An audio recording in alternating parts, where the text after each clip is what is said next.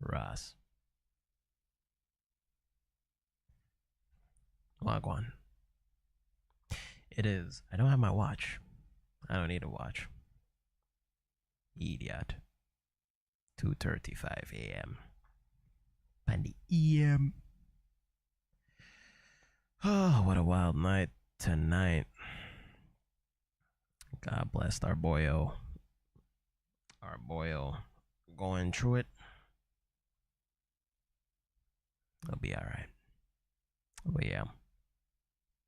I just wanted to play some fucking. Just want to have some inspiration before bed. Apparently, this is only like an hour and 30 minutes to complete. It's a likkle walking sim by the creator of Stanley Parable, which I did play back in college, I think. But, you know, I don't know. Man's describing his experience in designing his game in another game in this thing.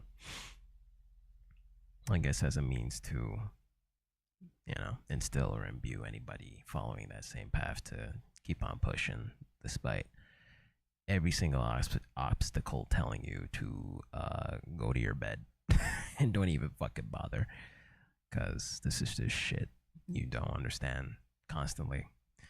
Whether it's designing video games, cars, what the fuck ever, but specifically to game design, it's just like, damn. How does one get the ball rolling? And when you get it rolling, how does it become less of a Sisyphean task of just holy shit?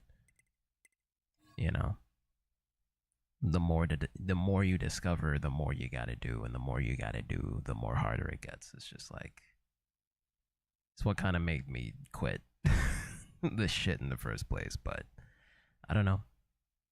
I'm down for a new perspective on this from somebody who did stuck through and made an amazing fucking game that just fucked with video game narratives and design and just how you're able to tell a story in the most meta textual sense of the player's own interaction with the damn thing, because you know only this medium can do it. So I don't know. I was recommended this by Thor from Pirate Software on YouTube. He's been a great source for me right now. Just, I don't know, trying to get something in me going for something. Even though I'm here alone and everybody's off the bed and I don't, you know, I gotta still be able to pull myself into thinking that whatever I'm doing is going to lead to something. Because if I go in it without that mindset, then it will just be nothing. I don't want it to be nothing. I want it to be something. Because, yeah, no matter where you start the goalpost, it's just like, I don't know. I got nothing else to say. Fuck it. Midday.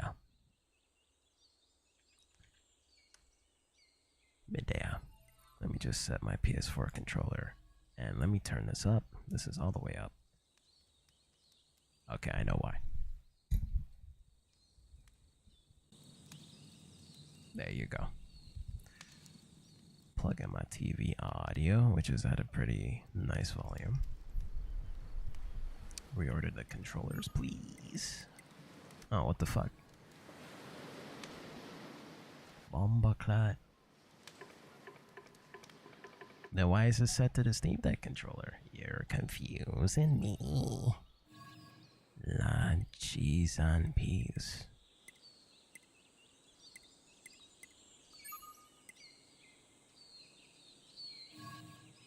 So should I set it to 2 instead? I should set it to 2 instead. The Steam Deck. No, it works. Rotted. It is what it is, man.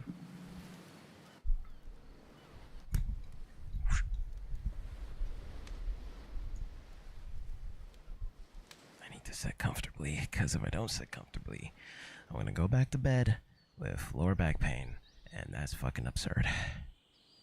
I ain't even 30 yet. I'm already pushing it. This nigga pushing 30. This nigga pushing 30. Speaker configuration. What the fuck?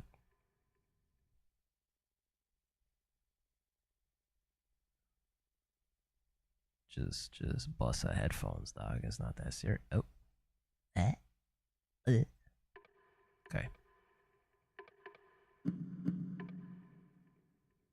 I feel like I'm on a delay, but fuck it. It is what it is. I'm on a huge delay, but that's okay. Closed captioning, of course. Don't be absurd. That'd be fucking absurd, cunt. Alright, 720p it is. I could force it to 1080p, but you know, it's not that big a deal. This game isn't high fidelity or whatever. Laptop power settings. Nah, man, you're good. What I should probably do though is per game allow tearing. Wattcanize itself. The wattage. Output for the battery. Don't downclock the memory. Bring this shit back to... Wait a minute. Persistent profile. Bring this shit back to schedule utility. Thank you. Why do I talk like this? Thank you. Anyway, it don't matter. It's a Unity game, bruh. Just press play. Press play. Discard current settings. No. Apply. Then go back. Sure. The 360 controller. That's sure. Fuck it. Don't worry about it. Hello? Oh. That's why I defaulted to the Steam Deck controller. Interesting. Okay. Anyway, get me out of here. Play the damn thing. Play the goddamn thing. If I box you. If I box my damn self. Oh. Make sure your audio is on. Aye. Controls. 2 sticks and a button. Nothing complicated. Hi there. Thank you very much for playing The Beginner's Guide. My name is Davey Reedon. I wrote The Stanley Parable, and while that game tells a pretty absurd story, today I'm going to tell you about a series of events that happened between 2008 and 2011. Run that. We're going to look at the games made by a friend of mine named Coda. Now, these games mean a lot to me. I met Coda in early 2009 at a time when I was really struggling with some personal stuff, and his work pointed me in a very powerful direction. I found it to be a good reference point for the kinds of creative works that I wanted to make. So just to start you off, this is, I think, the first game he ever made. It's a level for Counter-Strike. You can walk around here, by the way. And mostly it's just Coda I can't look around, the basics of building a 3D environment. But what I like is that even though he starts from the simple aesthetic of a desert town, I can't look around. These colorful abstract blobs and impossible floating crates around the level. And of course, it destroys the illusion that this actually is a desert town, and instead this level becomes a kind of calling card from its creator. It's like a reminder that this video game was constructed by a real person. And it kind of makes you wonder, what was going through his head as he was building this? This is what I like about all of Coda's games. I mean, not that they're all fascinating as games, but that they are all going to give us access to their creator. I want us to see past the games themselves.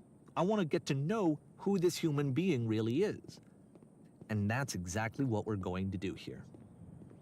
So, it's 2008, Coda starts making these games, and he never releases any of them. He He doesn't put them onto the internet, he just makes them and then immediately abandons them, and they sit on his computer forever.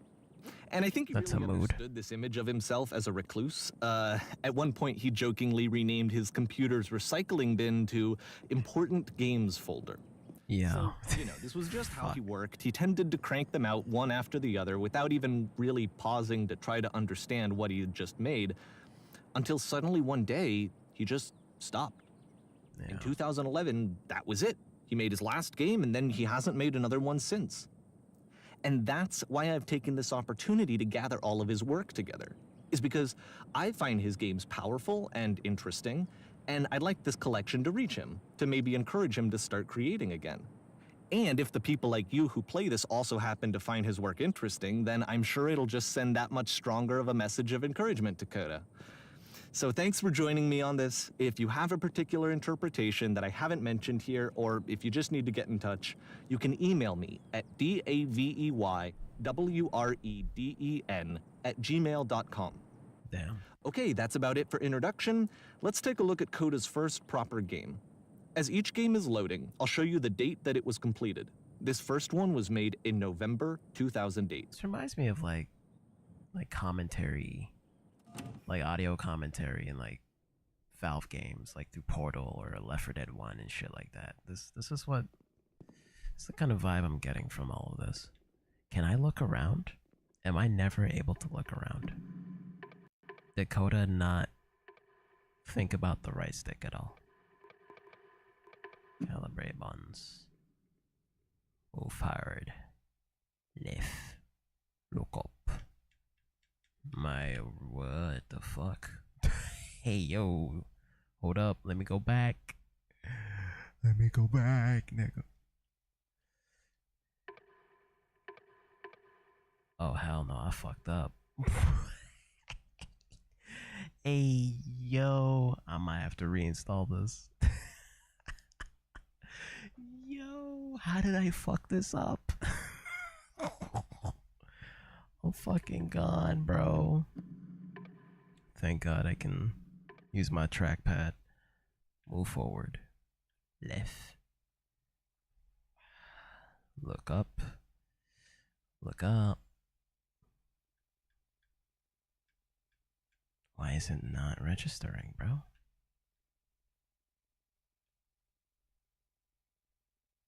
What the why is up and down not registering? That's fucking wild. I mean, if I gotta use a Steam Deck controller, that's fine. That's fine. Interact button. Go back a menu. Pause. Chat option 1, chat option 2. What the fuck? Sure.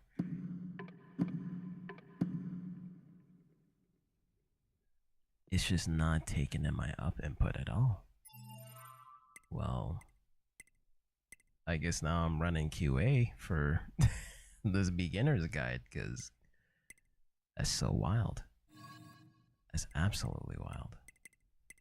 I wonder if it's my controller, but I really, really doubt that. But you never know. Crazier things have happened.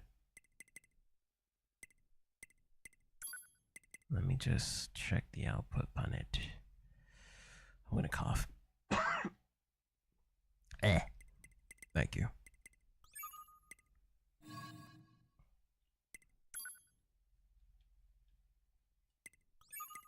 Excuse me.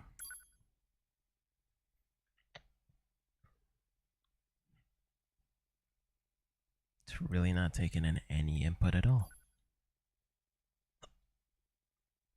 That's fucking wild.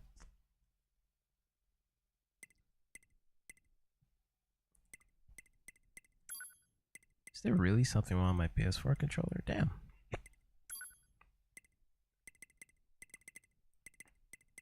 Bet you I get an input from the Steam Deck controller.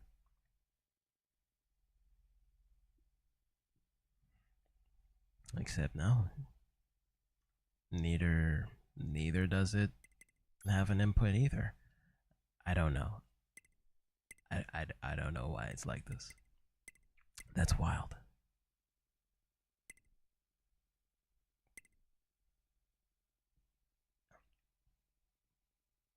go back to the Steam Deck controller and see if it can. Bro, that's wild. If this game don't even, it's so fucking wild. I don't want to bash on this game. It's a good concept so far, and it's literally a friend helping out a friend to try and inspire, like, you know, other people to fucking create. I have a hiccup. Ugh. But like, I can't even look around with the right stick. My brother.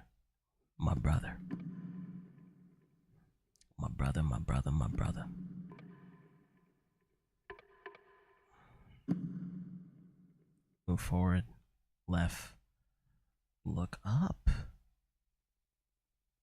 Look up, that's wild. Maybe I can use the trackpad. Because both axes for the trackpad was working for the right one. So like, what the fuck, bro? Like, oh dog. That's fucking mosh, bro. That's mosh. Oh no. Yo, that's weird. That's so weird. I could just use a mouse. I could just mouse and keyboard it, you know. Damn. Beginner's guide, bro. Bro, this is just padding out time before I can refund it. I'm not gonna refund it. It was only $5. But like, bruh. He got me fucked up. Look up. Look left. Okay. Excuse me. This hiccup is fucking me up. Real good. Real good.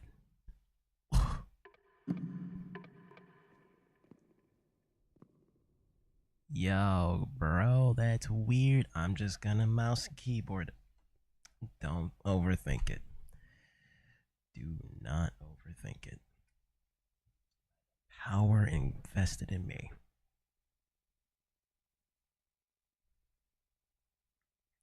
Do not overthink it. See? Look at that. Look at that. That's how we do it. Fuck. Bomberclad. Okay. Whoa. Whisper machine status. Escape from Whisper, and it's one of the more generic games you'll see from Coda.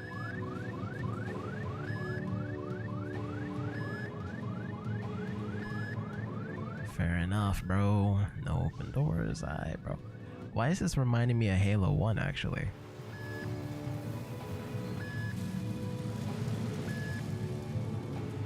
Nah, this is Halo 1 at the Pillar of Autumn, nigga. Kingdom Hearts low health noises make it stop. Was it really this fucking sound effect?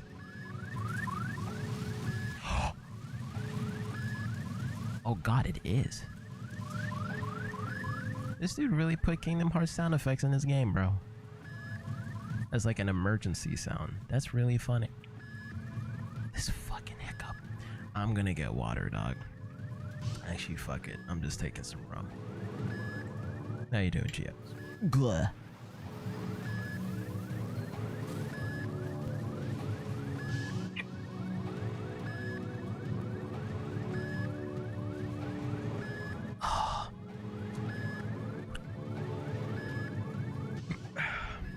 There it is.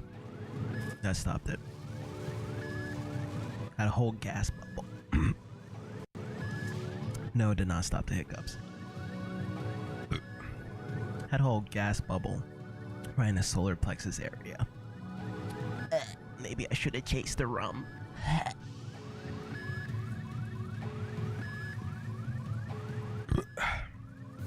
How you doing, bro? Help me. Help me out.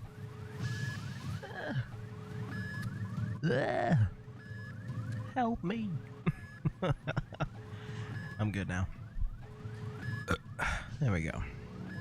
But seriously, bro, this goddamn hiccup Bro, seriously, this sound effect. This fucking sound effect. Can't give you first aid from a different country. Yes, you can. You can give me emotional support. You can do that from anywhere now. Technology is lit. How do I use a flashlight? Is there a flashlight? Why is the E button for shooting? Interesting. What do the other buttons do? Hope this music isn't copyrighted. Oh, he's got a jump.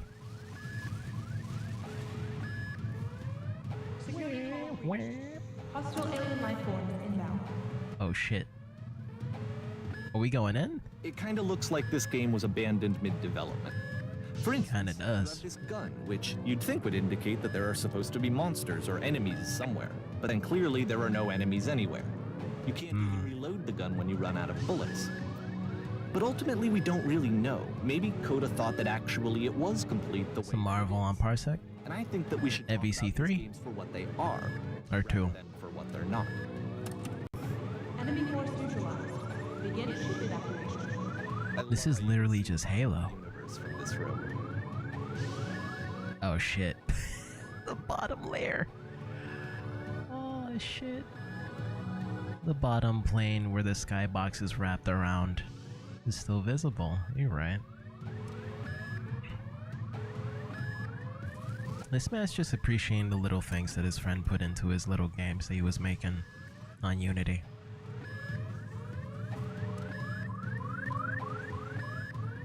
Really appreciate that type of support network this man's building. You MVC free? You doing any mods on that shit? You got the Virgil mod? You got the Nero mod? Sure, I don't know. 'Cause that shit is lit. I'm not even gonna lie to you. Able to discern, so in the interest of time, I'm just gonna skip you on past it. Yeah, deadass. Get me through that maze, bro. This man built a whole maze. Okay, this is the part that's interesting. The game has this narrative about the whisper machine and how it has to be turned off, and then you get to the engine room. I didn't want to spar against me more constantly. Damn, bro. Out of the enemies, you're making more friends, bro. Had a bunch of that stuff before now, and I just have the base game stuff. Yeah. True. Do I have MVC3? I feel like I do. I still haven't played most of the fighting games that I bought for this damn Steam Deck. That beam is powering the whisper machine. We could disrupt it by introducing a great enough. This nigga put voice acting in this shit? Your body could stop the beam. It's not even bad. Not much to ask, but for all of our lives, would you do it? Could you give yourself?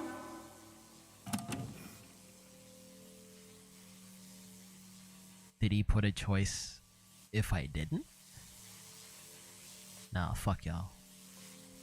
Oh, no, I'm locked in here, bro. Could I wait it out? This is not a branching point, unfortunately. The only option is to step into the beam.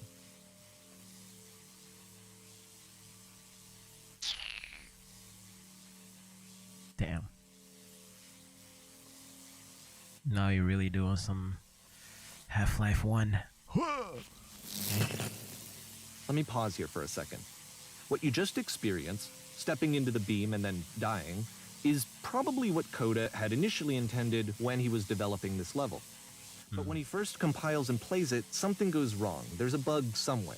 And this is what happens instead.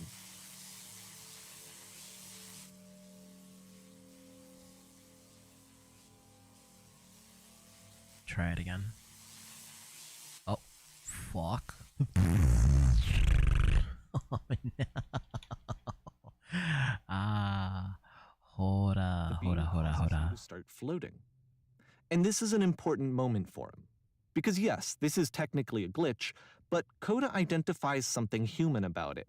Like how small it makes you feel in the face of this larger chaotic system. Or this floating could be the afterlife, a peaceful place, juxtaposed against all of the hysteria. Bro, is this just iSomnia Files 2? I don't even know. I have no idea what he was thinking, but What's Are we clear is that after achieving making this, Nirvana? something lodges itself in his brain. He wants to do more of these really weird and experimental designs. So he stops work on this and moves on to a stream of tiny little games that go in all sorts of directions.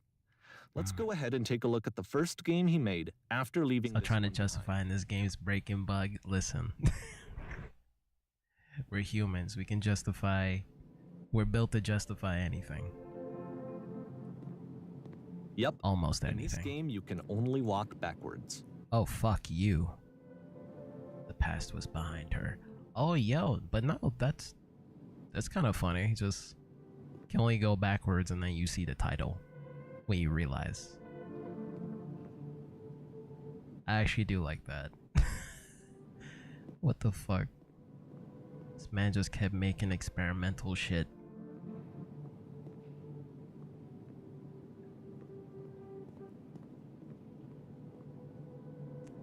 But yeah, I don't know if you ever heard about this game. This is by the creator of Stanley Parable. And I don't know, he basically just made a whole little short story about just apparently his friend just making all these games that inspired him to keep on going. And hopefully wanted to share this same message with other people. Whether it's game development or really anything you don't understand. So to it's a just short and keep pushing relatively on. minimalist experiment combining motion and narrative. It is less advanced than the previous game, but actually it seems to be more focused, more complete. Yeah, Code it's is got trying to narrative give to a it. unique voice rather than simply basing it on a pre-existing trope. Keep changing, but the future cannot be seen. Why does the future keep changing? More importantly, in my life, I finished my capstone class and I'm graduating from. Hey, let's fucking go. Let's fucking go. It's been a motherfucking minute, huh? Literally since I started streaming. You've been in this you've been doing your graduate program. Or I don't know if it's a graduate program, but you know, your program. Good for you, man. Fucking time waits for nobody, bro. When she stops, it becomes. When she stops and looks, it becomes clearer. Ah. The past was behind her. Alright, I get it. We're doing a meta-textual fucking narrative with the only active input being for you to look around and go backwards. I see what you're doing. You're fucking smart. But would I charge $5 for this? Could I charge $5 for this? But if the future is always behind her, how will she find the strength?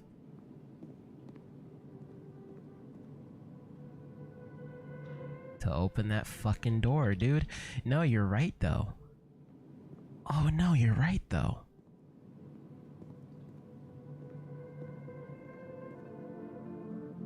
Literally, how am I gonna open this door?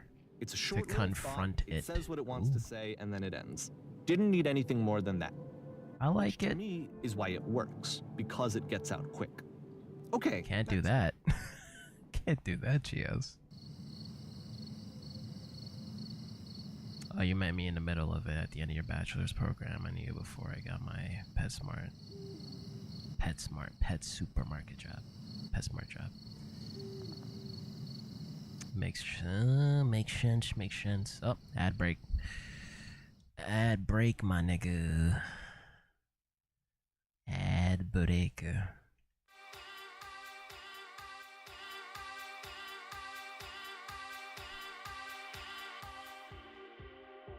God, it's a whole fucking minute. I'll wait for it though.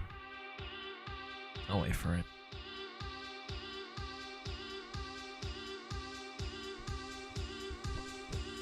I don't even know if you can hear me right now. Probably not. Hey. Yo. Lola Disco, man.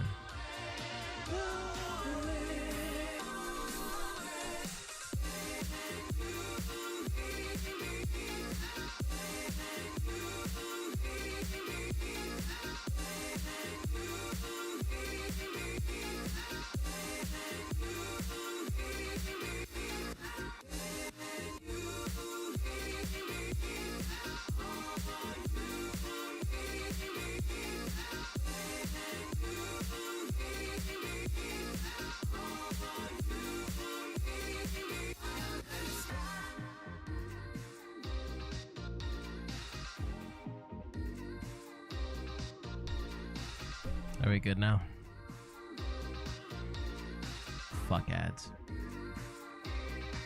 Might as well clean this up while I'm at it. Make that bitch big, and then I'm gonna crop it. I'm gonna crop it. Hear me. There we go.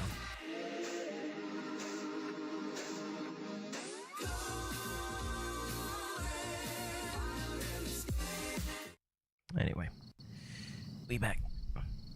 I was still on the stream the whole time, so I didn't see any ads. Really? It said ad break on my end.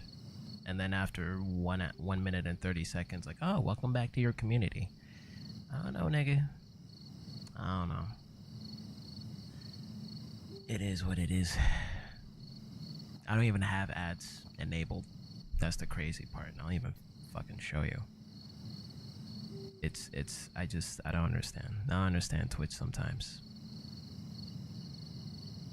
Monetization and Twitch. Let me dig this up. Oh, I do have them enabled. I literally lied. I fucking lied. Yeah. Very smart, Jay. Very smart. What's this now? What are we doing? Like, I was about to say, oh, I can only go forward. Hey, the meta text continues, but no, I can go left and right, but it looks like there's invisible walls that gives me this amount of space. Like, left to right, this is it. It's only allowing me to go pretty much all the way up.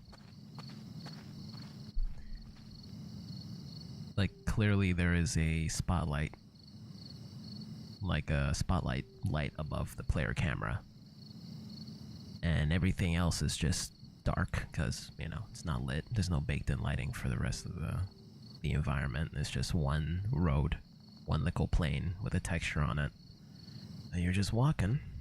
You are now entering a fucking grand experience. What am I entering? I'm at the end of the road. Are we gonna play a script at this end of the road? You are now entering. What am I entering? I'm not entering anything. Hey, yo. And that's it. Okay, the meaning of this game won't be clear just yet. Please be patient with me for a few more games, and I promise you'll see what makes it interesting. You just blue-balled me. As a gamer. Oftentimes, Coda would put bizarre titles like this one at the start of his games. Nonsense is nearly every direction. He would really only talk to me about his work as he was making it. Once he stopped work on a game, like, that was it. It was dead to him. And I don't agree with that at all, but what are you gonna do?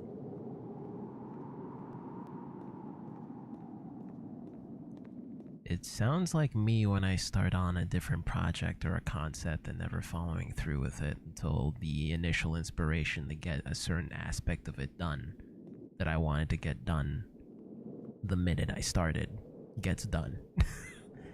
Or I realize that I can't achieve it at the scope that I want to. Sorry. Fuck off. It's okay. I want to see it for my damn self and see if I can fall off the edge, which I can't. He put invisible walls here. That's good. But, you know, that or just the edge of the plane itself is like, you know, non-walkable script, so you just don't walk. Alright, fine. I'll go back.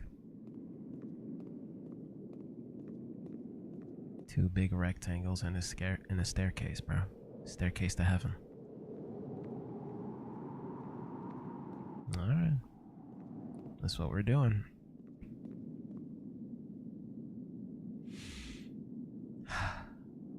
Do away. Hey, that's the Half-Life fucking metal step-in sound. Yo. Oh, I'm being impeded Once movement? you've been slowed to an absolute crawl, the door at the top of the stairs opens. So why, if code is not showing these games to anyone, why bother opening the door at all? Well, to show you, I'm modifying the game here so that when you press enter, it'll bring you back up to full speed so you can enter the door for yourself. My man's literally just lessened the walking speed to like 1. Alright, cool. Let me get up here. Stand on. Oh, hey, whoa, up, what the fuck? Hey, yo, these fucking floating gooey textures. Gooey text. That's warm and nice and filled with little ideas for games. Well, that's kind of cool. Game filled with chairs, except one chair is Coda floating. would often tell me that he didn't mind if people thought of him as cold or distant. He said that he knew that he was actually a vibrant and compassionate person, but that it takes time to really see that. It can be a very slow climb to get there. A button you press to stop the chaos that doesn't work. And you make a game out of that. So the nonsense in the room is just his ideas, set to every single direction. But which direction do you take, right? It can be a little scary. It can be a little apprehensive. I like this design so far. The design of this room.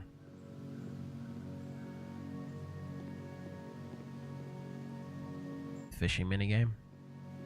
Where?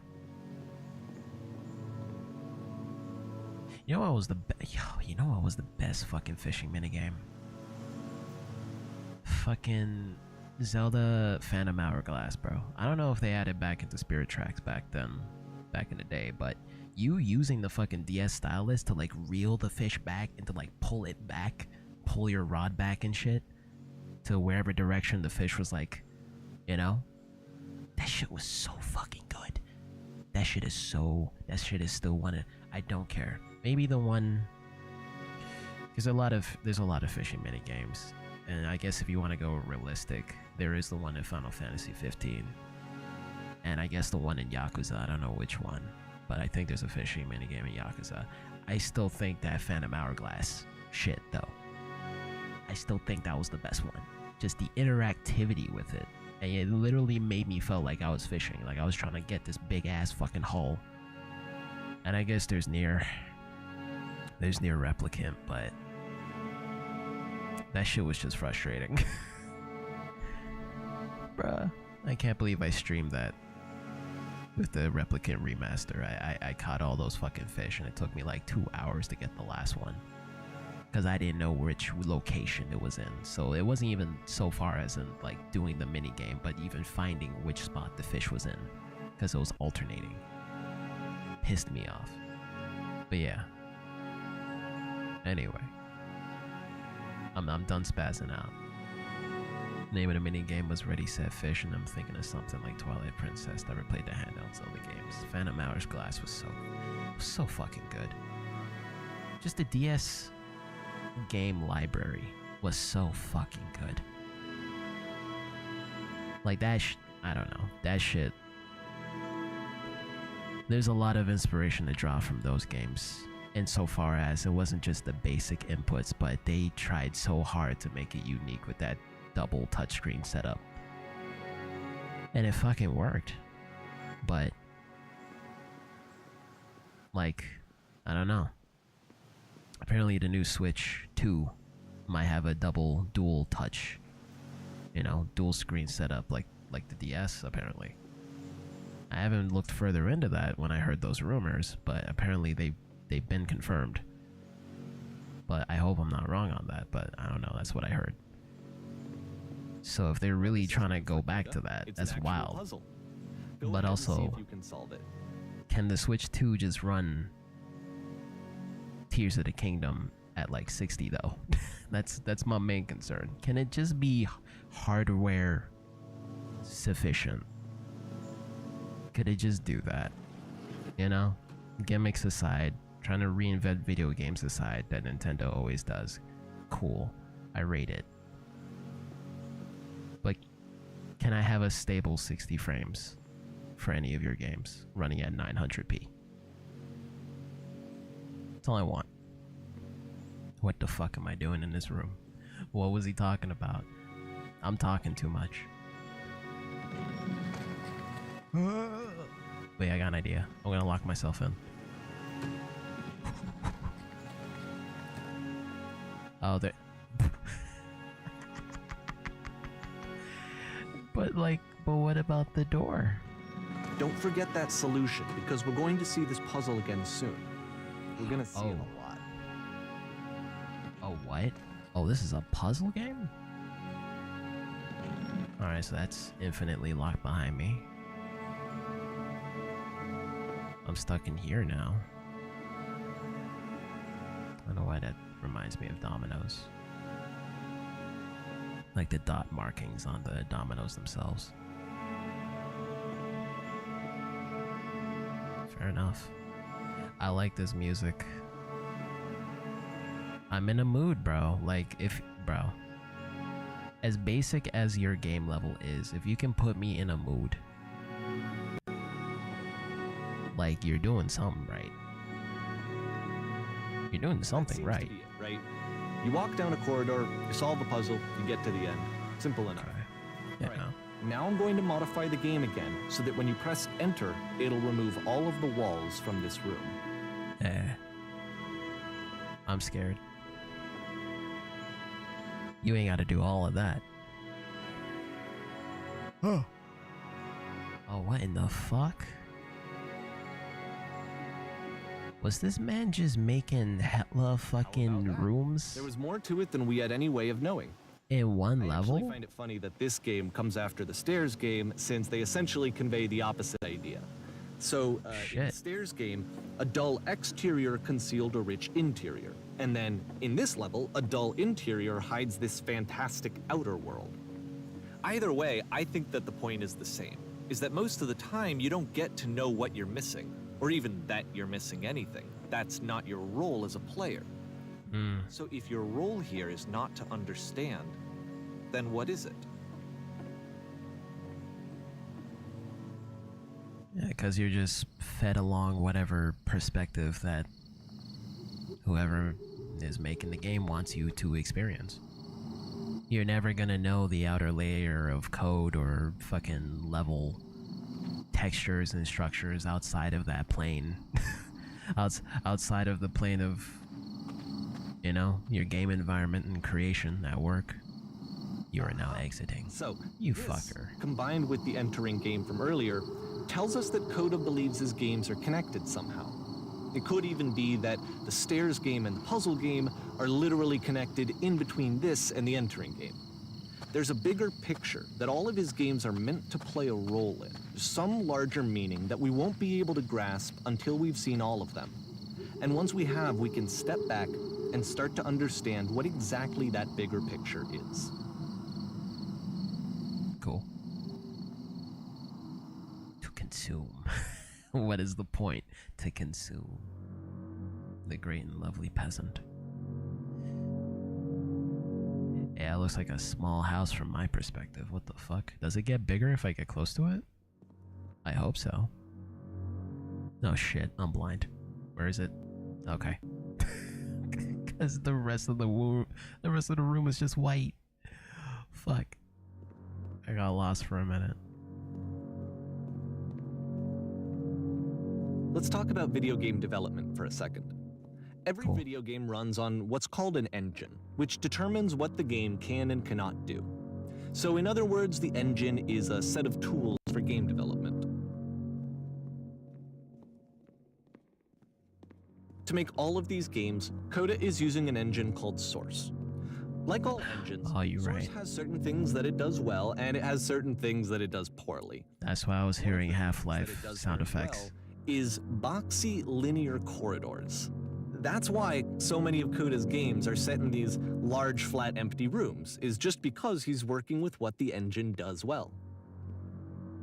True. The tools available to the creator shape what kinds of creative work they're going to end up making. You might consider paying attention to the architecture in Coda's games to notice how they seem to stem from an engine that's very good at producing linear, boxy corridors. The streetwise fool. Interesting. Boxy corridors. Well, I'm only ever given a certain allotment of space, kind of like a grid. Just placing assets down and shit. Can't get through here though. Too close. Can't go through the bathroom. Hey. Taking a shit. I'm taking a shit. Oh, boxy shit. Is that a fucking button? No, it's not. You got me excited for a minute. I was gonna say. Alright. Like the interior design. Yeah, nah, source engine, man. Old school shit. Don't. Huh, can I fall? Huh. Oh my god.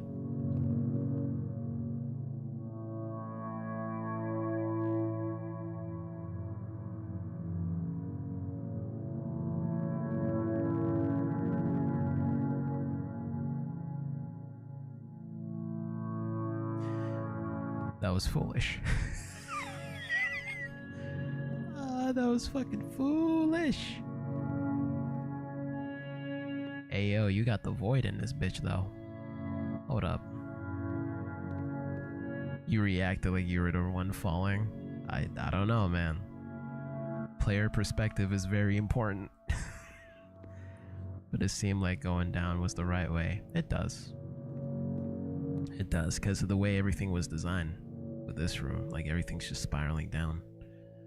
It doesn't seem like you can platform your way all the way up, so you might as well just fall. If there is fall damage, then I will obviously disincentivize the player, but I didn't get to see what was around up there though, but you know, it doesn't matter. I guess. This was the right way out along. I just skipped a path. I just skipped to it. And this is a little invisible wall, kind of.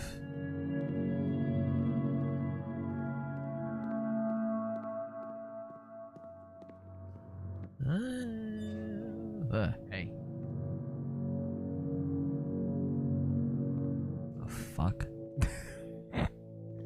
Fucking scared me.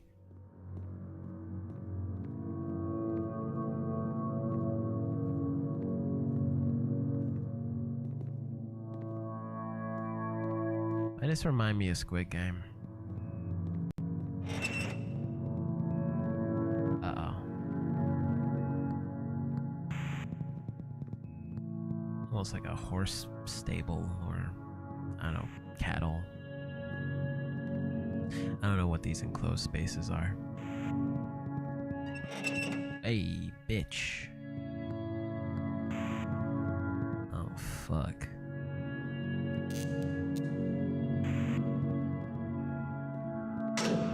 Alright, it just loaded a new scene. That's why there's a... Oh, can I... Oh. Alright, there's an invisible wall there. Okay, I'm going this way. Sure. This prison, funny enough, in Coda's original design, the doors stayed shut for a full hour before letting you go. If you don't mind, I think we're gonna skip that. Why would he do that? Your friend Coda's wild. This is something that he and I used to argue about a lot. You know, whether a game ought to actually be playable, whether it means anything if no one can get through it. And I would always defend that, you know, all this work goes into the game, why not make it playable and accessible? And so we just got into heated arguments over it, and there was one time that after one of these conversations, he went home, and a day or two later, he sent me a zip file entitled Playable Games that was full of hundreds of individual games, each of which was just an empty box that you walked around in and nothing else. Believe me, I played every single one of those just to find out if there was like a gag hidden somewhere. He's a hipster developer. He's a shit disturber. He's a shit disturber. He's playing with player expectations to just say fuck you. I don't know. But like, it genuinely fills him. I don't know what it fills him with. I don't know if it's happiness. I don't know if it makes him feel smart. I don't know if it makes him feel different, or that it was a valuable argument to have about what is a video game and what can be played, what is playable about it. But like, at least to our understanding, what makes it fun is the fact that you could fucking play it. Why is he being a shit disturber about it? But in a weird way, he's also kind of right. I mean, it is an interactive medium. You're at the behest of the creator as to what you can interact with.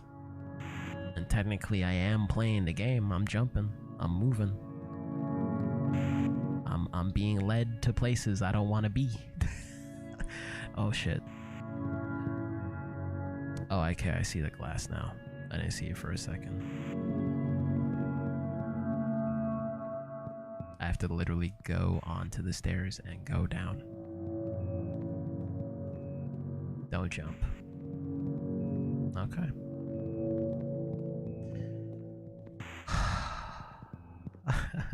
This is a thought experiment, bro. I don't know. This dude Coda.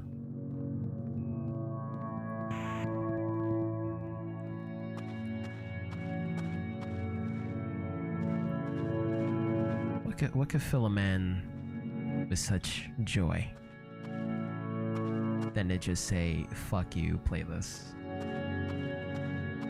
Except you're not really playing, but you're playing. The exact same solution as the last time.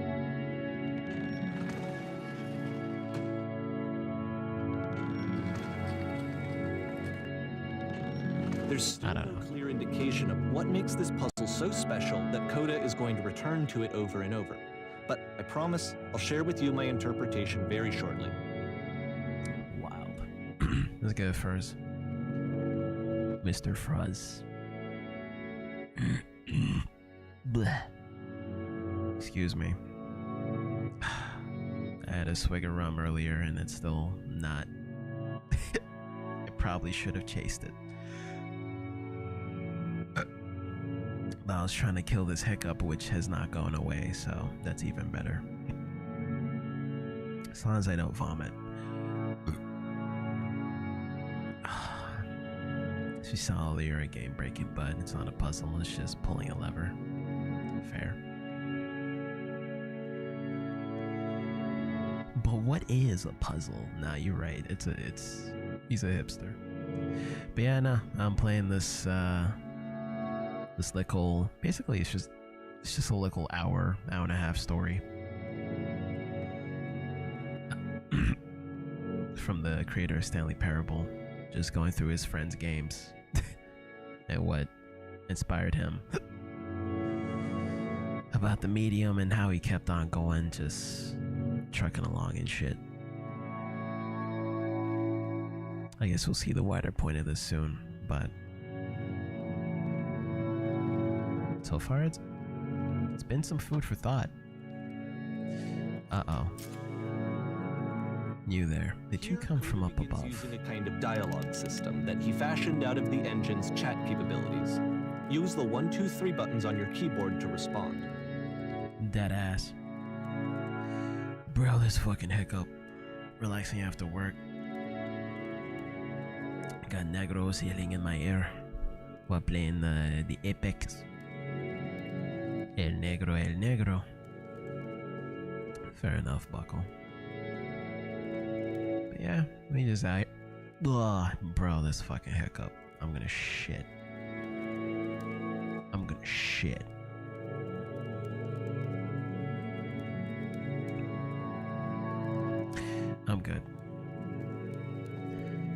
It'll subside. It'll subside.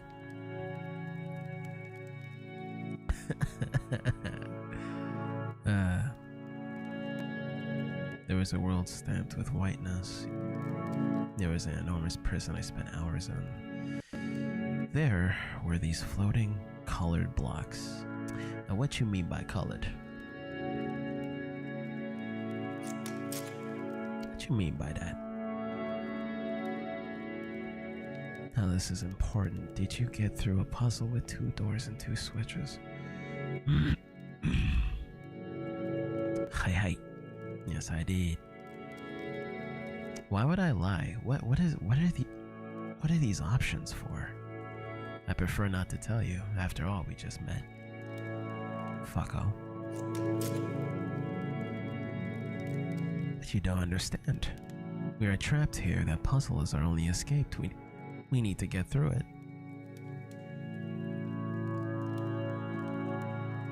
You think you want to get through, but you don't. This game was made by a hipster, bro. I don't think you want to see what's out there. Oh no, but I do. We do. We need to get there. Do you understand? It is the most important thing in the world. I didn't get to read all of that because I'm a slow reader. That's why I have a bookshelf full of books I haven't read. Oh, this fucking hiccup. Barf. Garf. Fuck. I'm gonna get water. I'm gonna get water.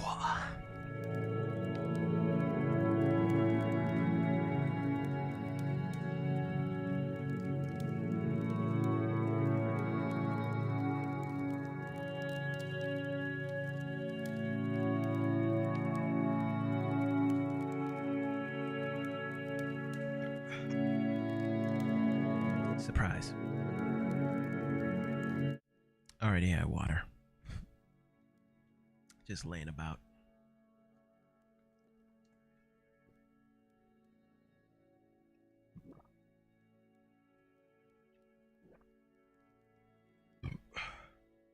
Jesus.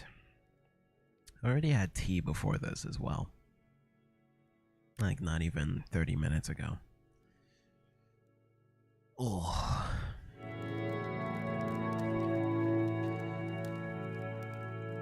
Let's get it.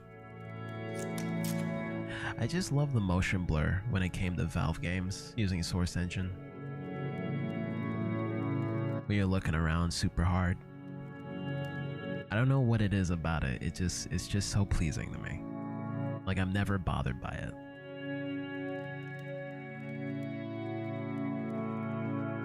You know, I don't know. Might be a bother to somebody. Was there a puzzle yet to pass through? No, I've been right here this entire time. Fuck you.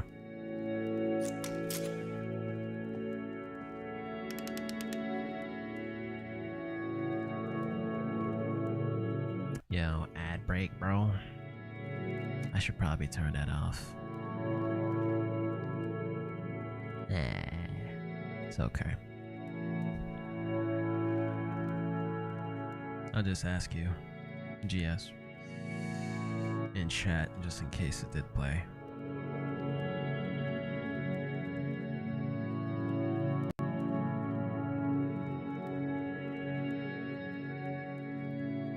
One minute left.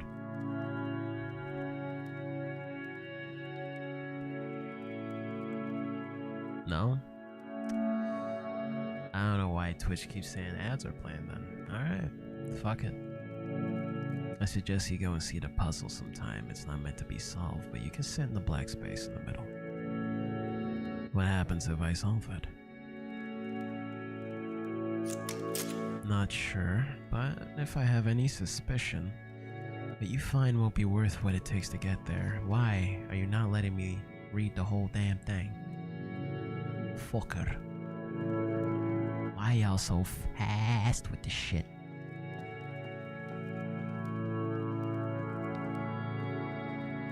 Oh yeah, so fucking fast. Bombaclat fast. And so we make one last descent down to the final floor of the level.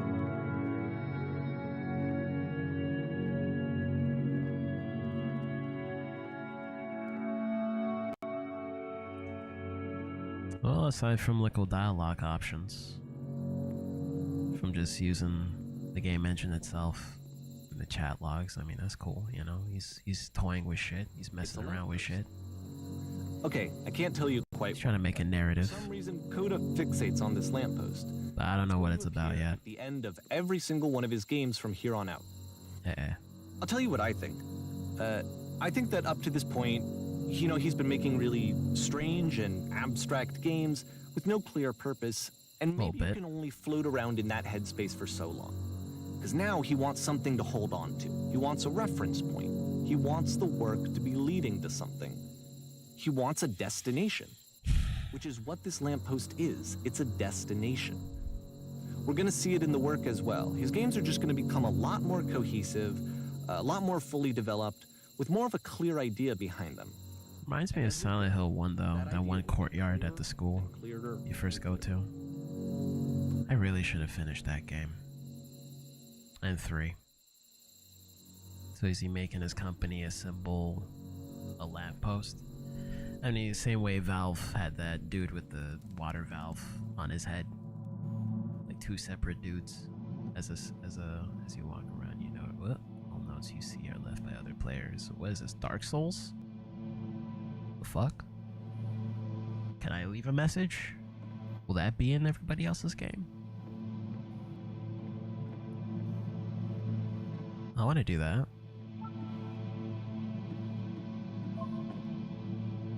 Nice room, not. Okay. Rude. So first off, I'm sure you can deduce this, but this game is not connected to the internet. All of the notes that you're going to see have been written by Coda. This was actually the first game of his that I ever played. This was shortly after I met him at a weekend game jam in Sacramento, where I grew up.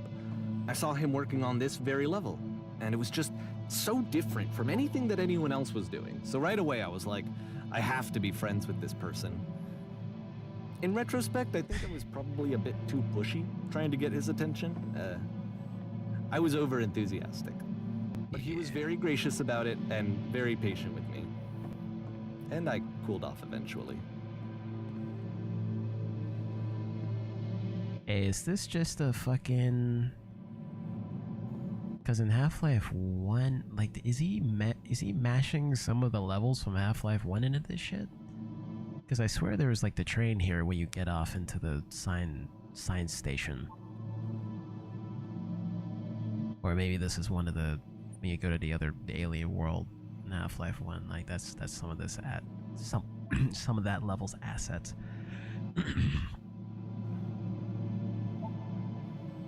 Well, holy shit. Can you guys hear me? Hello world. I think he probably just used the textures. Yeah, reused them. Hello. Reasonable. Feel free to skip over any of these notes if they're not doing anything for you. Nothing extra is going to happen if you read all of them. Either way, to me they convey a sense of loneliness. I see this person who's filled with thoughts and feelings and beliefs and has no way to express them except as scattered and unheard voices in a game that wasn't meant to be played. You right. In a world full of notes, one man will read all of them. In playing this summer, you will believe blue speech bubbles can talk. That we get to know him better and actually kind of connect with him. And I have to be honest with you, this idea is really seductive to me. That I could just play someone's game. Do you feel like a hero yet? Fucking Spec Ops The Line reference? Motherfucker. Messy in-person socializing? I could just get to know you through your work. I think this is why I always liked Coda's games so much. Is because it felt like they let me have that connection. I felt as though he was inviting me personally. Like, I used to do shit like this when it came to writing. Lonely too. And I would do these, like, 20, 30 page long, like, fucking scripts of just how I'm feeling, how my life is going. Kind of like how Tumblr posts would go, but I would make it into a whole fucking narrative for hours with correct spelling and shit and everything, and grammar, and just how you would naturally read a book. But I'm just talking about my life. This nigga decided to do this with speech bubbles and a whole level. I used to do that a lot. Do not be afraid. Do care. I just saw a flying penguin. Let me tell you, it was the most majestic thing I ever seen. I don't feel like living because nothing. Oh, Jesus. I don't feel like living because nothing will ever be as majestic as that. I never want to see again. I never want to see again if nothing will ever be that beautiful again. I am crying now. I plan on ripping out my eyes. I must go now and go do that.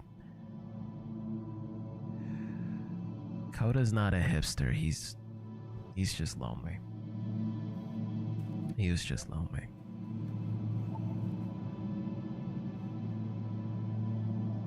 Bursts snow. I'm reading all these bubbles, bro. How is there wood and grass and concrete here? What the fuck? Yeah, no, this is a complete clusterfuck. Like, none of this meshes at any point. At least you can make a story about how parts of buildings and shit, or I don't know, there's like a space-time continuum, I don't know, mishappening that just took, I don't know, whole chunks of buildings and teleported them into another space and just meld them. I don't know, dude. I want to tell you a secret. Once upon a time, I did methamphetamine, and it was defined fun.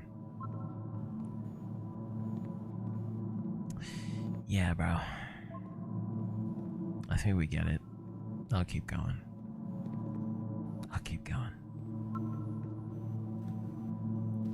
This man saw Pen from Evangelion. It was the most majestic thing he's ever seen. He wanted to rip his eyes out.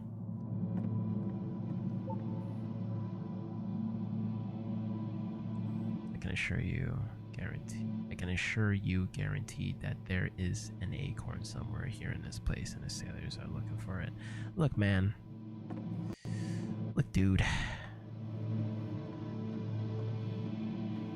I ain't got all day, man. I refuse to believe. I ain't got all day, dog. Recognize me, please. Oh, jeez. Hey. I recognize you, man. I recognize your plight, brother. It's just thoughts. It's just a room full of thoughts. Makes game, includes door, cannot open door. Thanks. Fuck. Fuck you.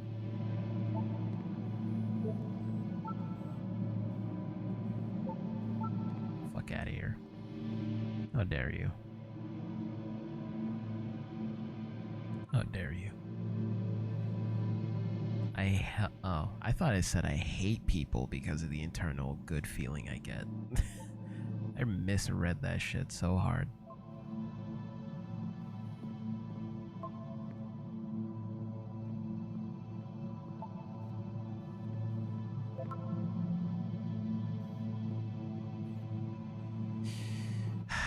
Man. I'ma just keep it going. Go to the abstract art. Can I jump this? I cannot jump this. Oh, invisible wall. Go. You have an intended path for sure.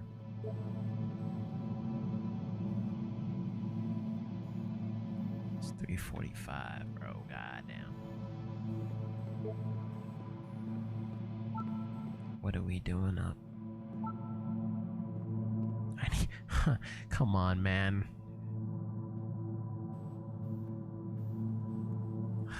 I feel it.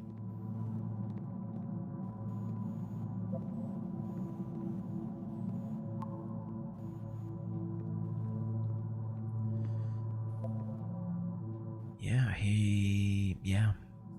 This is one way to express your thoughts and do something creative, I guess. Ethical.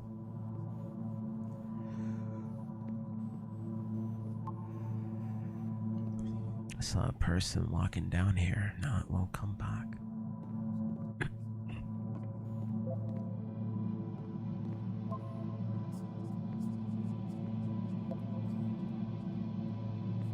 Nothing about the art. No narration. All right.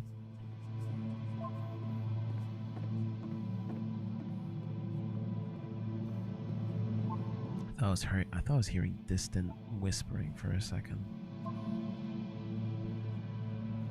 What the fuck? There must be a reason for all this.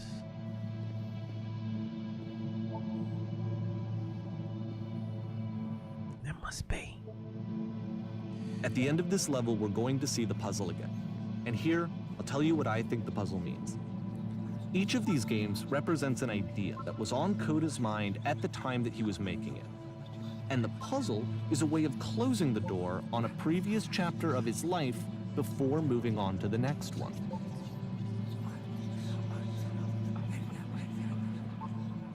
Yeah, well, there's the whispering. There it is now.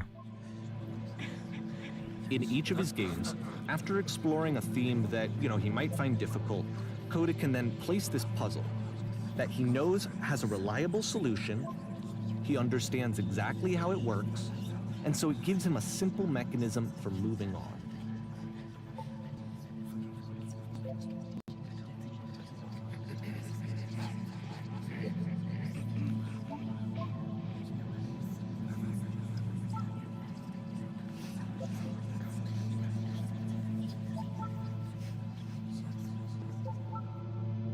And because there's this dark area between the doors, a space between spaces, before you move on, you get to pause. Just for a moment, a few seconds to reflect on and let go of the events that led you here. To step back and connect the pieces together. To grasp at that elusive bigger picture. There's no second switch for real. You lied. Fucker, you lied to me. But yeah, there's voices. I'll give this to Coda, man. He knows how to do environmental design. He knows how to do soundscapes. He knows how to set a fucking mood. Maybe he's the most abstract level designer in existence, but this is the same techniques that you would have in like The Last of Us when you're going through a whole house and there's just a well-developed house full of, I don't know, like just garbage or filth in the background, or like clothes strung about from people running away at the start of the pandemic or whatever. Like just environmental storytelling, and then the music would swell up and shit. You find a note in like a room, like, he has some expertise somewhere in all of this. I feel like that's the point. You made the Game World's version of a David Cage. Bleh, I need to drink. A David Cage game.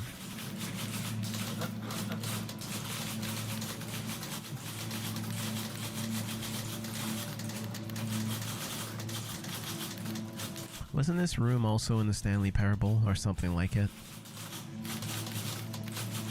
Maybe you go into a room full of typewriters.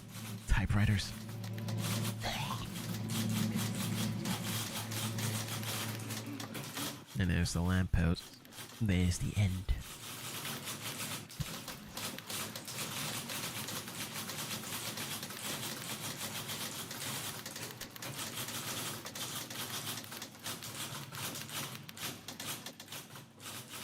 Never played it? Yeah, we gotta play the Stanley this one's Parable. tough.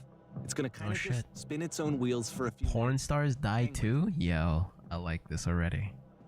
What is this edgy ass story about? Give me a classic Los Angeles story right now, bro, with a title like that. You put that into ChatGTP right now as your title and make a book based on that, and it's gonna be about prostitution and drug addiction and OnlyFans. What kind of title is Porn Stars Die To, bro? That shit is crazy. That shit's a movie. That shit's evocative. Where are the monkeys? Monkeys on typewriters? Or just in general? I kept on talking. I didn't even know what you're referring to. Seriously, this fucking...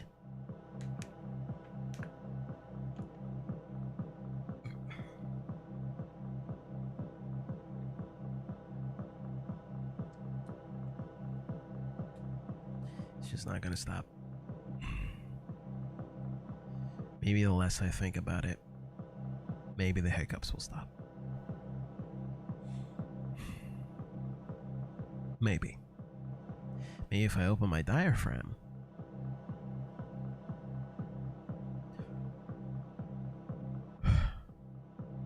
Maybe. There wasn't any of the typewriters. Yeah, there wasn't any on the typewriters. How will we ever recreate Shakespeare now? Try something. Think in your head. I am not a fish. I'm a fucking idiot.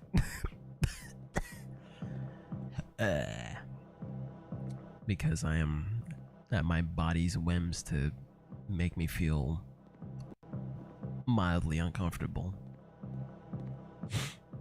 You're only using 10% of your brain, bro. Yo, if I use 20% of my brain, could I stop hiccups though?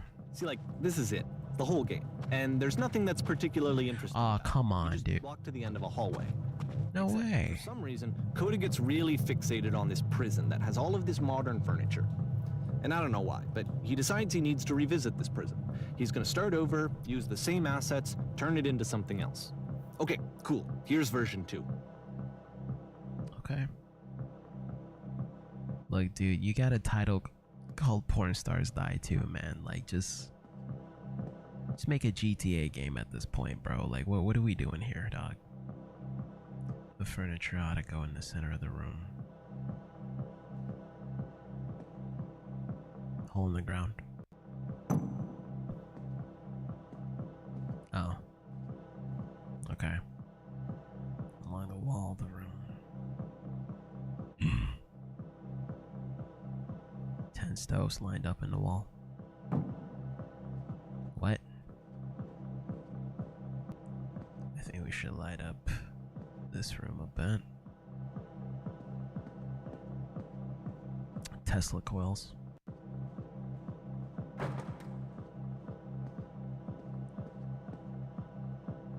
And a table. Who are you? Where exactly are you doing this from? God damn it. I might literally remind your bro. Oh, what the fuck is shit is this? There's a bit more to this one, but still, it's not really communicating anything. It's kind of just weird for weirdness' sake.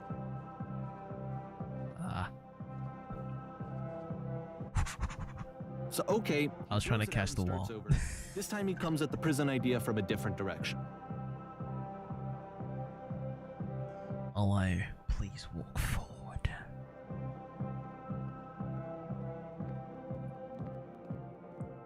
This guide will enable you to escape any prison environment. Follow instructions carefully. Take care that you remember each step. First, click on the table. Go over to the photo frame and click to turn it slightly. Table frame.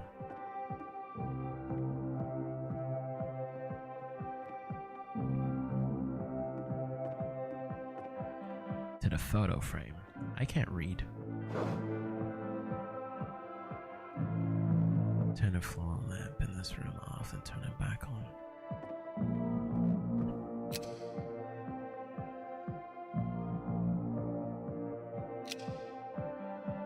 Left side sofa, move it over.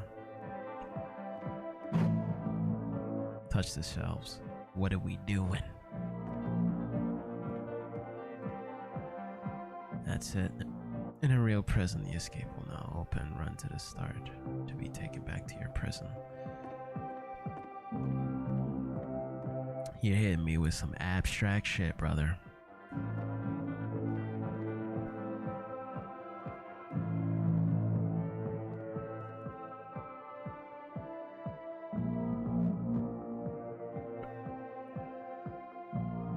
And of course, now the table is gone and you can't begin the chain of events to escape. Here's a version where there are no bars, but you can't actually get to the well. And then a version where the inside of the prison is the outside and the outside is the inside.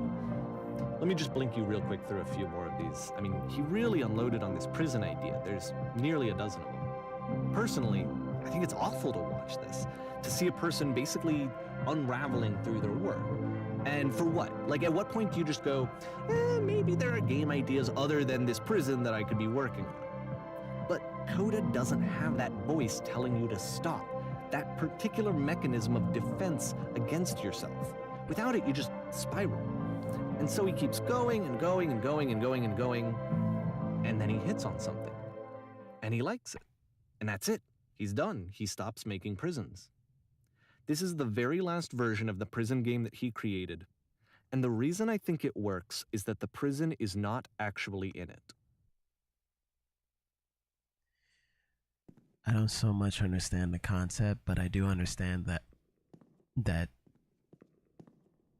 a niggling feeling in the back of your head to just keep doing something only you understand until you're satisfied and you can't do anything else until it's done.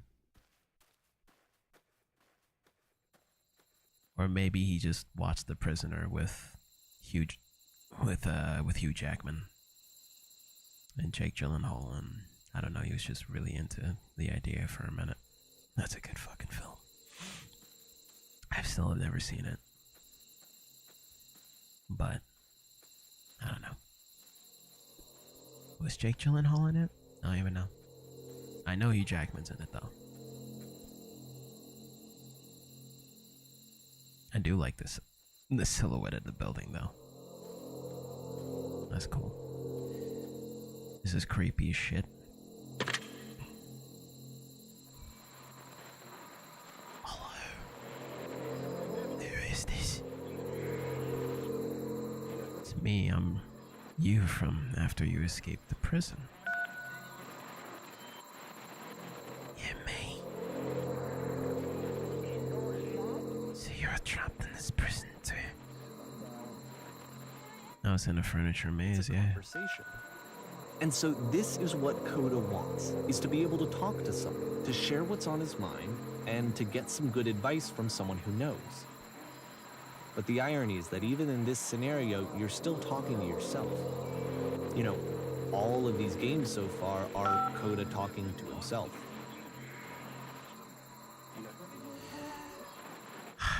Because he's never going to share this to the world, so technically, like, his voice is always going to be insular. It's always just going to be his thoughts conveyed in a game.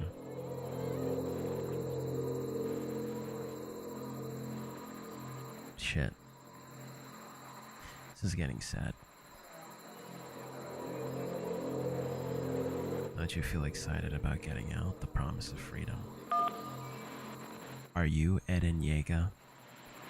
Are you just gonna keep going forward?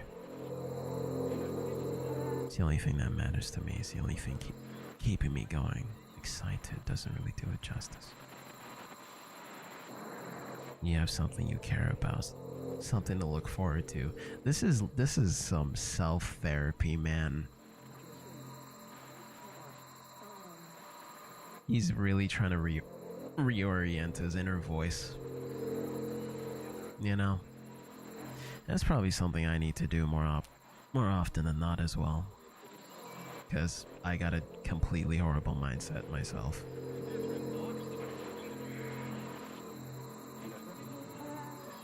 Like 27 years of doing it.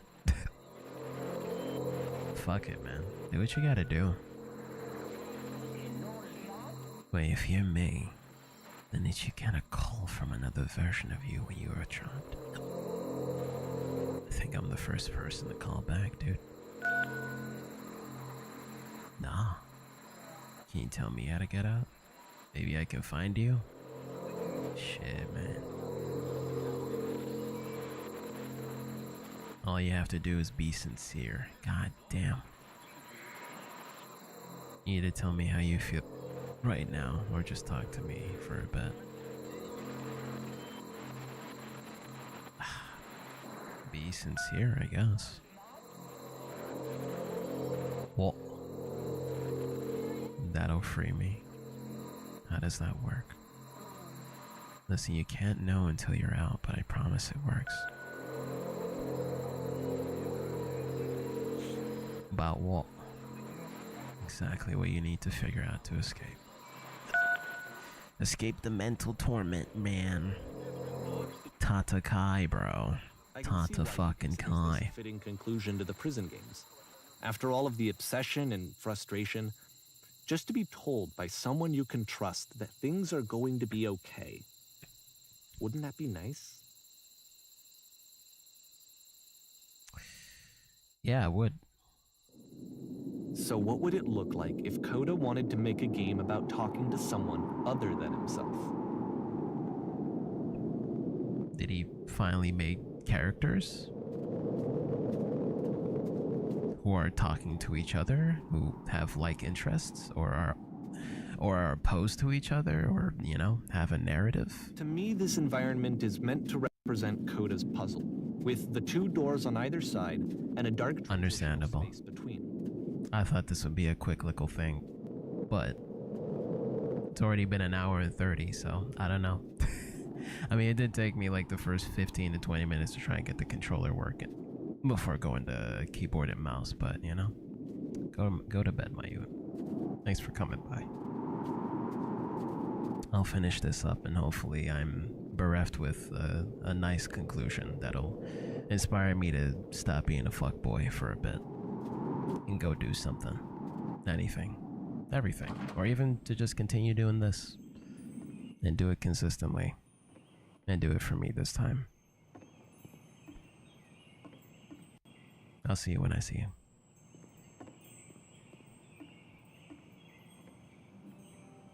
It's a nice little house, though. I am not a fish. I am not a fish.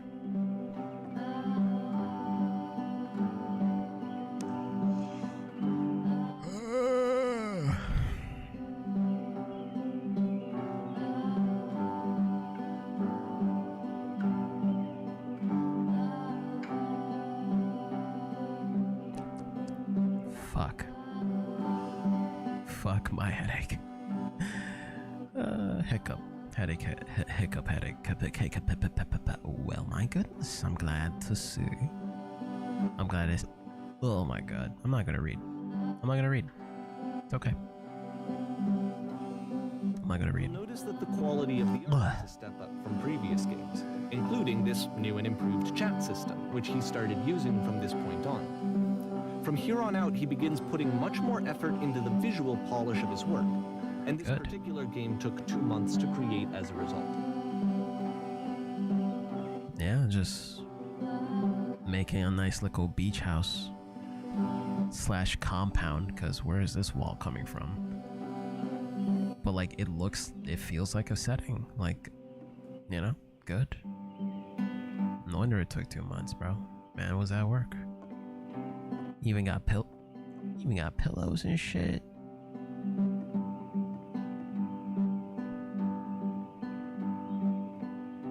So what are we up to?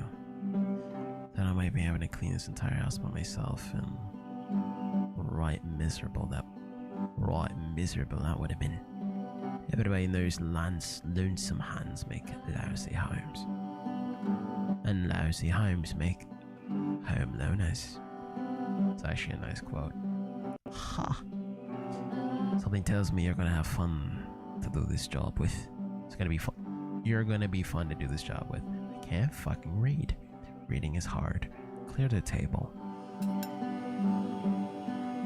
Much nicer than the tables.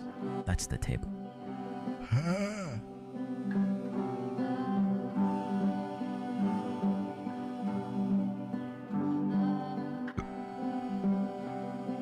Good God.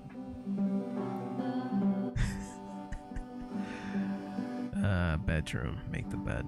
Okay.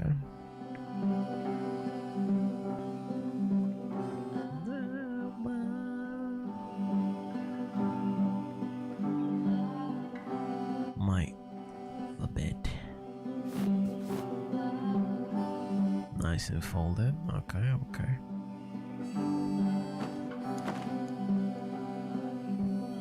Wonder if he's just replacing assets with the right one. With the right ones on click or something. That's probably what's happening. Do you enjoy being a house cleaner? Well, I don't enjoy it as much as I need it. While I'm working, I feel a kind of calm that rests in the pit of my rib cage. My soul just can't be soothed any other way, it seems, which I guess is all about all that matters. That tiny couch, which is straighten the pillows on the sofa out there. Looky. What about this glass, bruh? Mop that shit. I feel compelled to share an incredibly cheesy personal insight. You okay with that? Make it especially cheesy.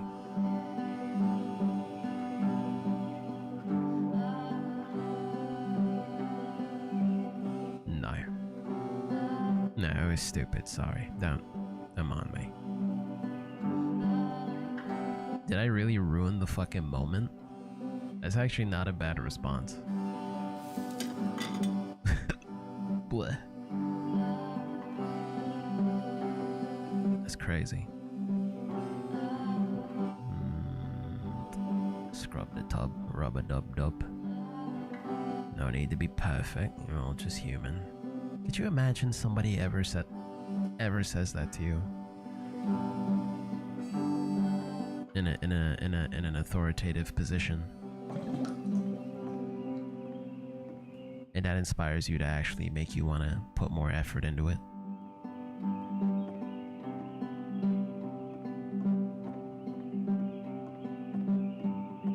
You know? But also, like, don't fuck up. This is important. But also, you know, trust your skills, trust yourself, trust your skills. We got you. Organize the fucking shelves. Ah. Just trying to find it. Alright, I need the point of this game now. After the intense set of I need the point. games, this house cleaning level almost feels like cleansing. It's the moment after a particularly difficult or traumatic experience where you just need to let it sit and digest inside of you, and eventually cohere into something meaningful. Fair.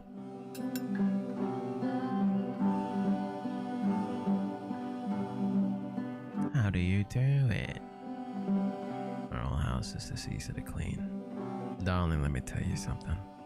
In your lifetime, you're gonna clean a lot of houses, and among all those, a few of them will stick out as truly wonderful, beautiful experiences.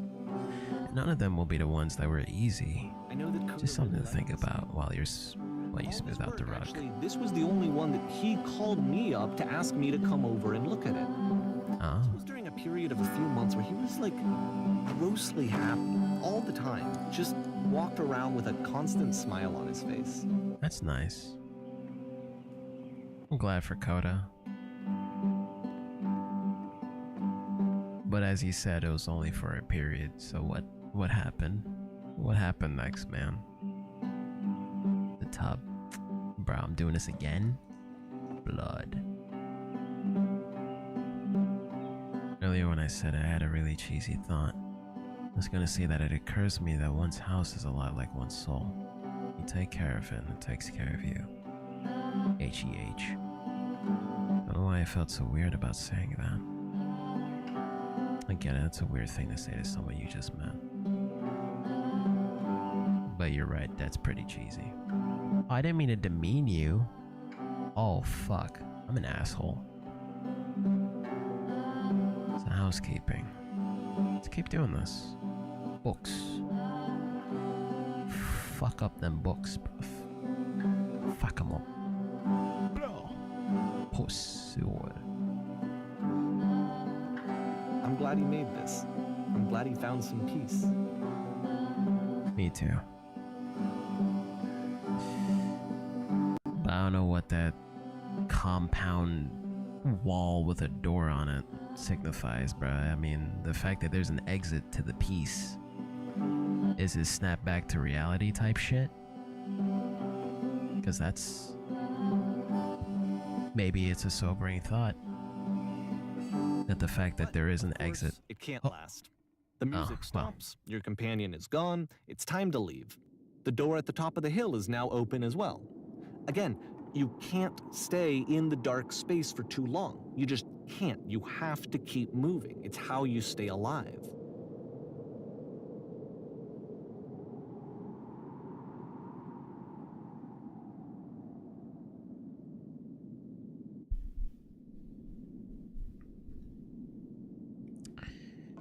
Bummer.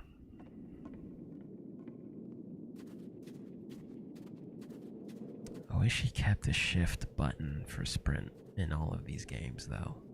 I know they had that in Source Engine, bruh. But, you know, you're right. This is an experience. Why would you ever want to rush through it? Here's this walk speed. Please look at my game. Got it. Which is the whole point of the puzzle doors, right? That sooner or later you have to pick up and move. I really thought that was the point of it. Skybox wasn't even that bad either. Items you love at members only prices. Why did you come here today? Was it to improve your life? Was it to get a better job? Was it to make your relationships more meaningful? No. You came here to become perfect. This workshop is going to teach you how to be perfect. I want your friends, the people in your life, to look at you and think, wow, this person is a better human being than I am. Right now, who do you think about that way in your own life? Who do you know who is well developed as a person that they can make you feel disgusted with yourself? Compared to whom? You feel useless, selfish, ungrateful. I intend to make you into that person. Perfection is within your grasp. And the question is not how do we do it, but how do we do it effortlessly? About halfway through the game, the perspective shifts. Oh, fuck me. Hi. That's the void. And you play as the teacher. And suddenly, you discover that your teacher is just as bigoted and afraid as you are. Oh, and also you can move around the classroom now. Bro, this screams in the background, dog. I like this. This is a narrative. This has purpose. I like this concept a lot. Coda been fucking improving his abstract shit. He been improving his shit. I like this. Can't press 2 or 3.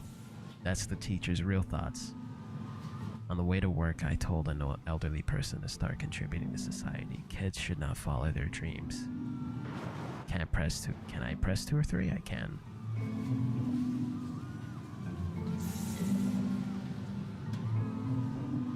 I still love you. It's just that you make me feel cold on the inside. Jesus Christ. Being alone must be awful. If it isn't effortless, then it's not the right answer. If you're torturing yourself trying to find the right solutions for your life, you're not doing it right. Drinking is not hurting my life. Thank goodness all of you perceive me as being wise and intelligent.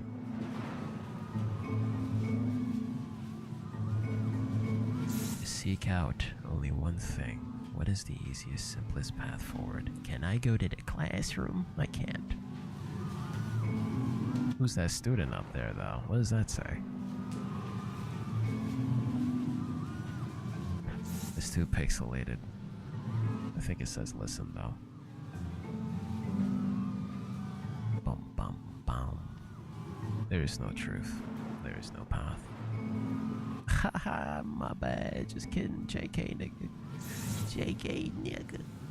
But if I'm not a good teacher, do what is easiest. Do what is simple. Feel what is true. feel it in your bones and your creases. Nothing and no one. I felt pretty hard for this one. Perfection. I feel like it's one of the most relatable experiences that you can have. To assume that some other person is perfect and totally fulfilled in every way, and completely miss all of the little flaws that make them painfully human. I think about this game a lot these days. Fair enough, dog. Fair enough concept. This one took a lot longer than all the others for Coda to make. It was 4 months between this and the last one. That's twice as long as it took him to make any other game before this, and it's not like it's particularly complex, so I remember I found that a little strange at the time. Are you at a venue right now? Fucking music boxes and shit? Or audio equipment?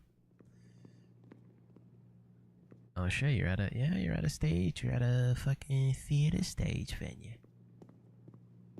Alright, this is legit.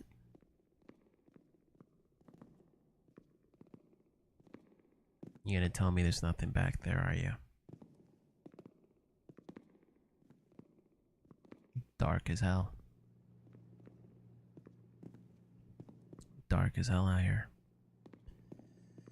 Actually, give me a second.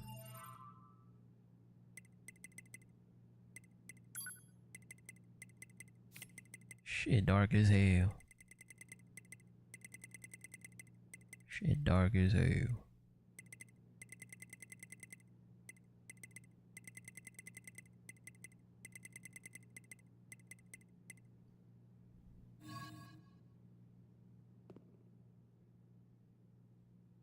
There's still no fucking light though.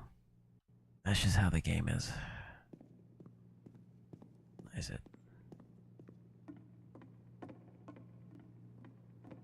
Oh fuck.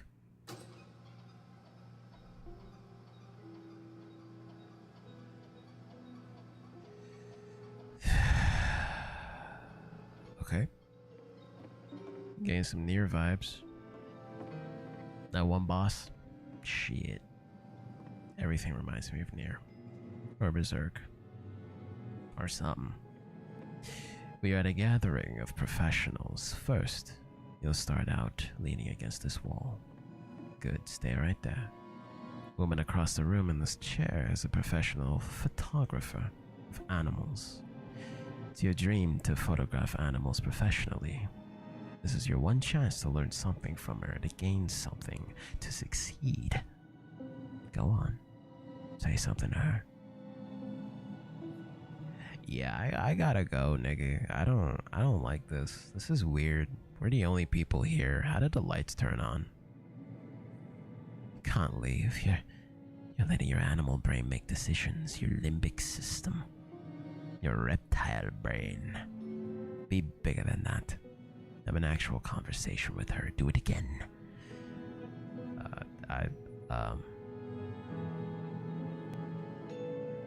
We are going to Weebrout. This is now a dating sim.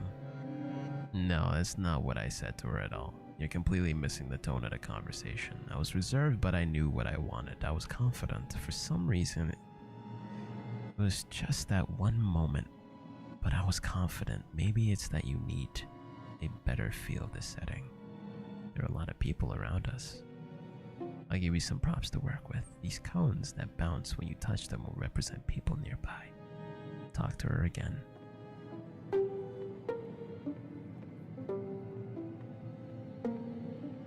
That's kind of cool. Is it just random tones, or are they all a different note or key per object? That's too much fucking effort. Never mind. I'll bet you've learned to lean into the pain. What are these options, brother? What are some sacrifices you've had to make? That's actually an interesting question. It's like a third date question. You're messing it all up again. Bro, fuck off. I'm talking. Freak her out if the conversation gets that personal that quickly. Do you realize I can't read all that fast? Fuck you. I want to try some. What are we trying? Oh, step back onto the. Oh, I'm sorry. What? Did I fuck it up? This was a horrible concept. My nigga got stage fright talking to some gal, bro. They made a game about it. Fuck out of here. What do you want from me, dog? What do you want from me on this path? This path of radiance.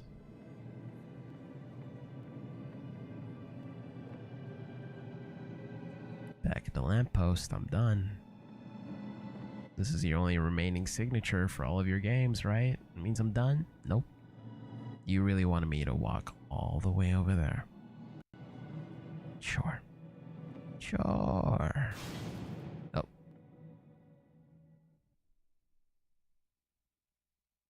Okay.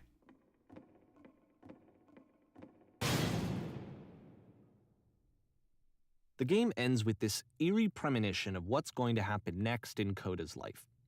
The solution to social anxiety, to fears of having to perform and having to chase success, the answer for Coda is to withdraw, to hide himself away. Which is what leads to scenarios like the stairs that slowed you down several games ago, where it just becomes harder and harder to access Coda's inner landscape because he keeps retreating. He just keeps backing away from possible connections to anyone other than himself. And to be honest, I didn't consider it very healthy when I first played this game. You know, it looked to me like he was trying to justify the idea of just disconnecting yourself from the world. And that wasn't what I wanted for him or for his games. Because I feel like a lot of his games are inviting me to connect with this person, to bring him closer. But what can you do? After this, Coda went off and took another 5 months to make a new game. Shit, the dev time gets longer for each one, bro. Mobius trip. To play this game properly, you must keep your eyes closed. Click to begin the game.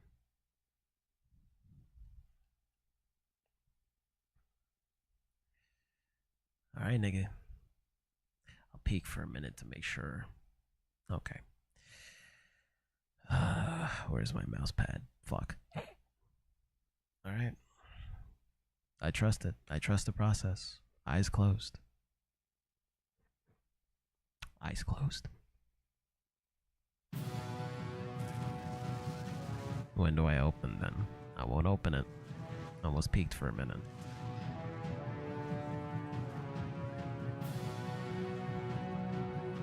Nigga, I'm opening my shit. What is this? Oh, Star Trek? Oh, what the fuck? Help, I'm blind. How would I even know to say that if my eyes were closed, dog? What did... Could have gave me sound cues or something. Oh, Jesus.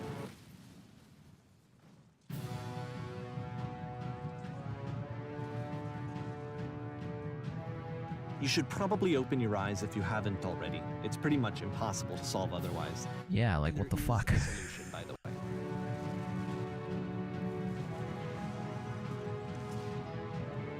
Oh shit, I gotta do something. It's me. It's all on me. Everybody has their fucking eyes closed. They're blind to the truth. Oh my god. Oh my god. Stop. Okay. This is gonna get stale in a minute. Help. Jesus. I was on some Majora's Mask type shit, bro. The fucking moon getting closer and closer. Do I just keep going through the dialogue options?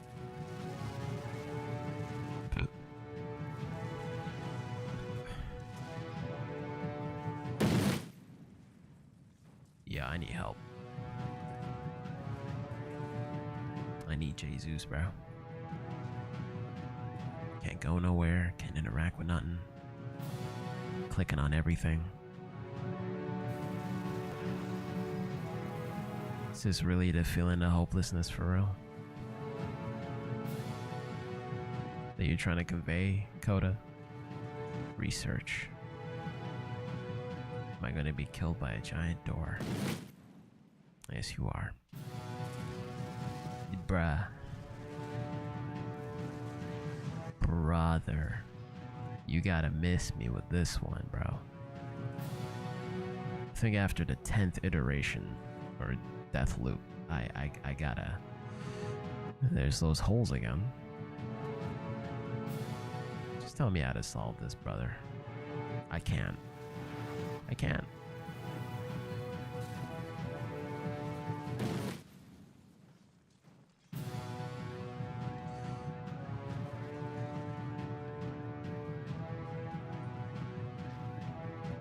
Let me explain how you're supposed to do this. Please. On either side of the room are elevators, which go up to an upper level. Oh, I'm You have to fucking go up, walk dumb. over to the person who's standing there, and then select dialogue option number 2. The only way to stop it is to speak something that is honest. Okay. I didn't see the elevators, dog. I wish there was like a sign there or something. Environmental design is important, but I could have just looked around better. That's on me.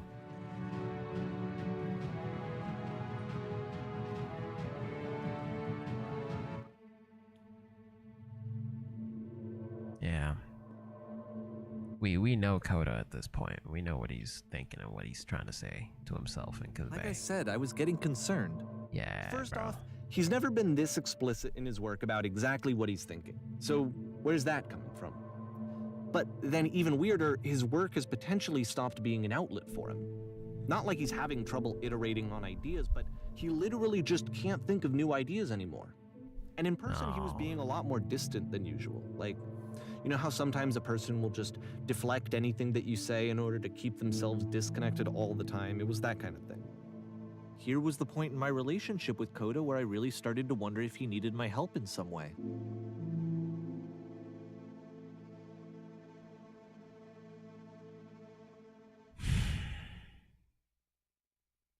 His games are going to get more desperate from here on out.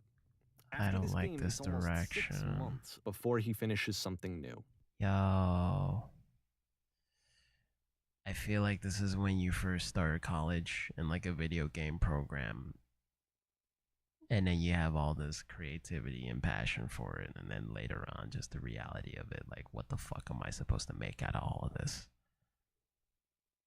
Starts to hang over your head. I just feel like the dev time is getting longer in between these games, bro. He's losing it. I'm losing it. I lost it. I get it. Cool transition.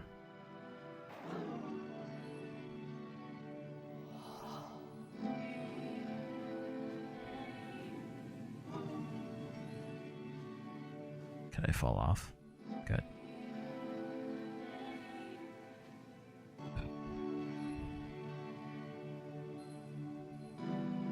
Bro, at the end of this, I hope he didn't, you know.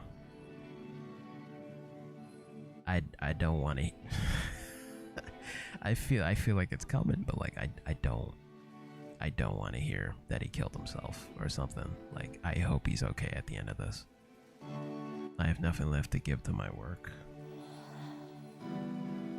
Yeah.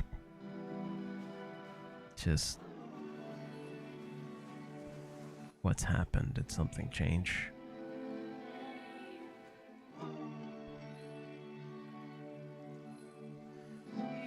There was a machine that kept me going and then it stopped.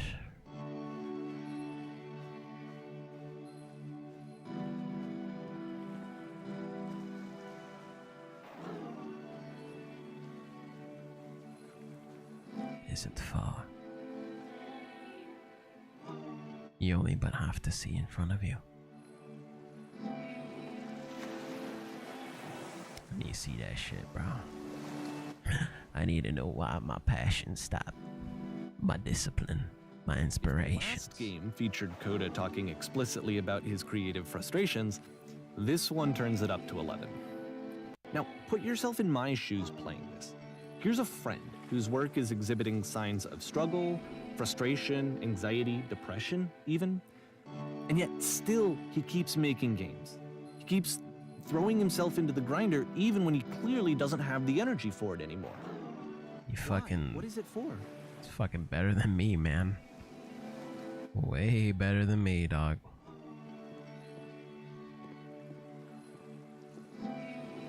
Alright, let's do the puzzle.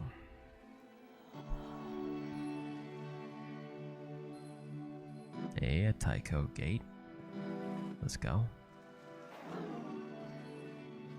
Taiko Shrine. Manji Shrine. Because from My my hiccups perspective at the subsided. time, and Isn't that great? what I knew of him, this was a result of how isolated he was. He was in his own little bubble, just sitting at his computer all day, not really showing these games to anyone, not releasing them onto the internet.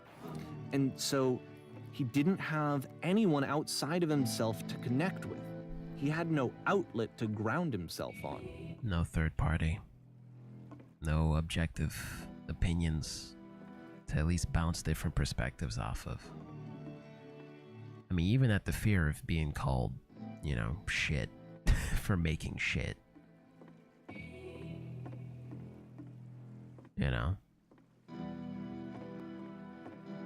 'Cause that's always the fucking... I've solved this before. That's always the deal with being withdrawn. Half the time. Or really any excuse to not put yourself out there, really. But mostly it's rejection. It's, you know, being shit on. But you need that third voice, dog. At least constructive. At least to point to a direction. Even if it's out of spite. Fuck it. But I don't know. First you press the switch on the inside, bitch, but we're not even the inside. You have to open the fucking door, I can't open it. Go inside. Close it. Close it. Close it. I do like that this simple puzzle has been a consistent theme, though. Like, it's become a point of familiarity now throughout all of these games. Talk yourself out of loneliness. It doesn't work that way. You can't be the one writing both the questions and the answers. Then there's no movement. Then there's no circulation. If all of your anxieties are being channeled into your work, then if the work ever fails, you have no backup and you're just going to crash.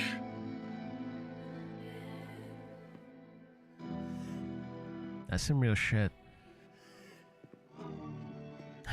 Oh, fuck, man.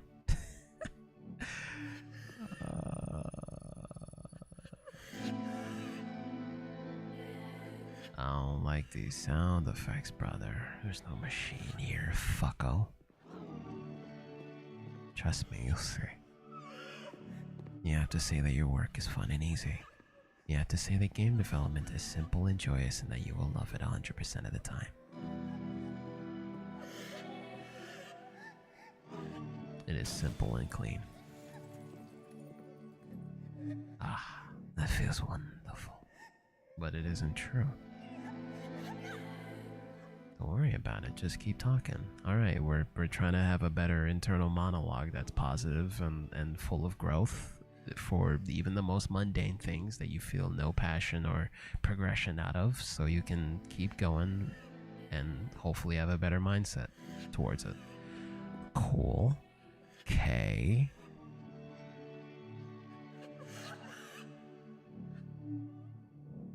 It makes me completely energized. Seeing this game at the time that he made it, it looked really unhealthy to me. I was watching him do this to himself, and I hated it. I hated seeing him so trapped. It's like, video games are not worth this amount of suffering. This is I'm gonna fucking vomit. And I used to get so much joy out of seeing him create. For him to suddenly become angry and frustrated like this, it was the worst thing for me. It always pays off eventually. How do I achieve it with no effort? I don't know. But it isn't true. This is what I felt at the time. I don't know how else to explain it. I wanted it to stop more than anything. I had never felt so rotten. I needed more than I had ever needed anything for this to stop.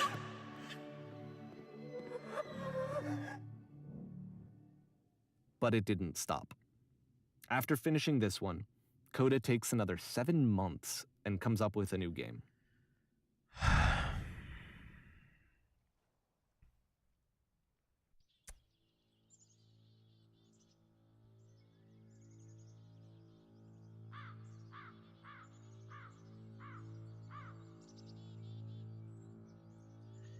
Fuck me, dude. Oh, man. This would have been me if I kept going. Or maybe not.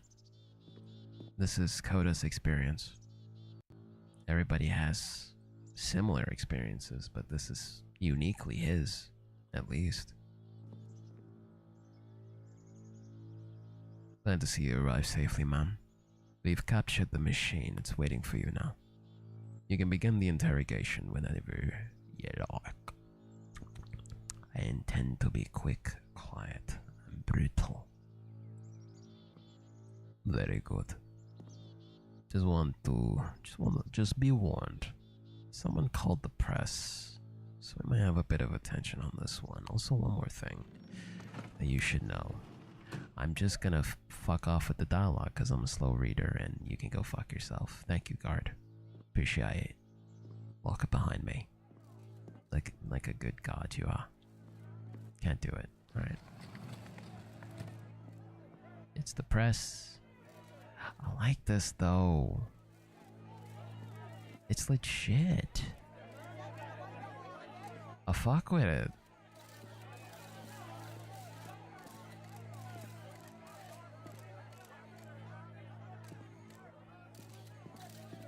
I feel like I'm playing a level in Thief. These environments. Even the tiles. God, Thief was a good game, wasn't it? And of course, it's the machine. The engine of creation. You stopped. You stopped feeding us. Bastard. Those people out there. Can you imagine what pain you've put them through? You have to admit to the people that you allowed them to suffer. This is fucked up. My man got fucked up for real. Jesus. No. Nothing.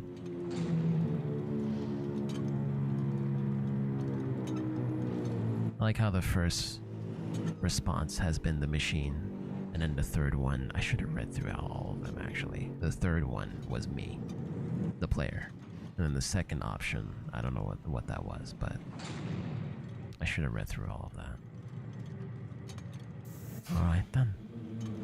I'll speak to them for you.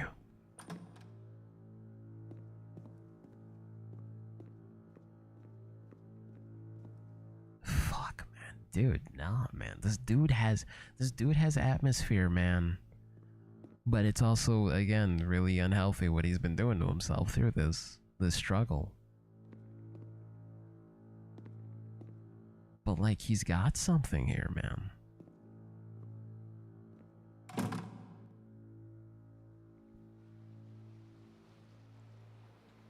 My friends, drink Dos Equis. I have a troubling revelation. The machine will not apologize for us. This is not important. We are stronger than it thinks we are. Let us stay resolute and pay it retribution. Say aye. Aye. Follow me. We will destroy the machine. Fuck you. And fuck him.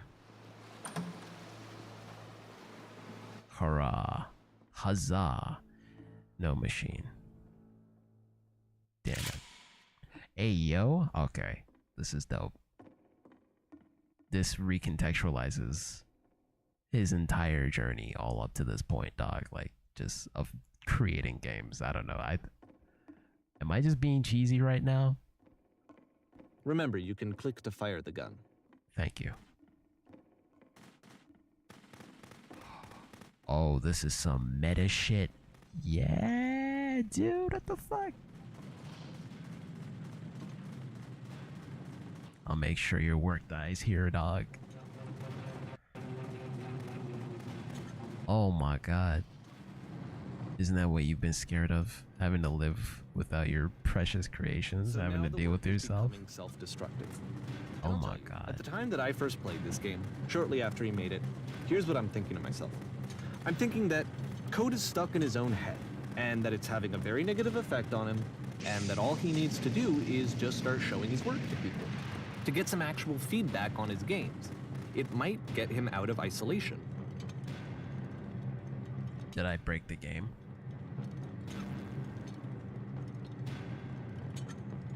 Did I break it?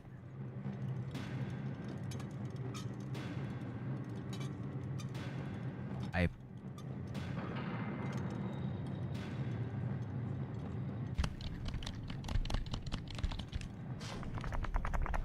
Oh my god.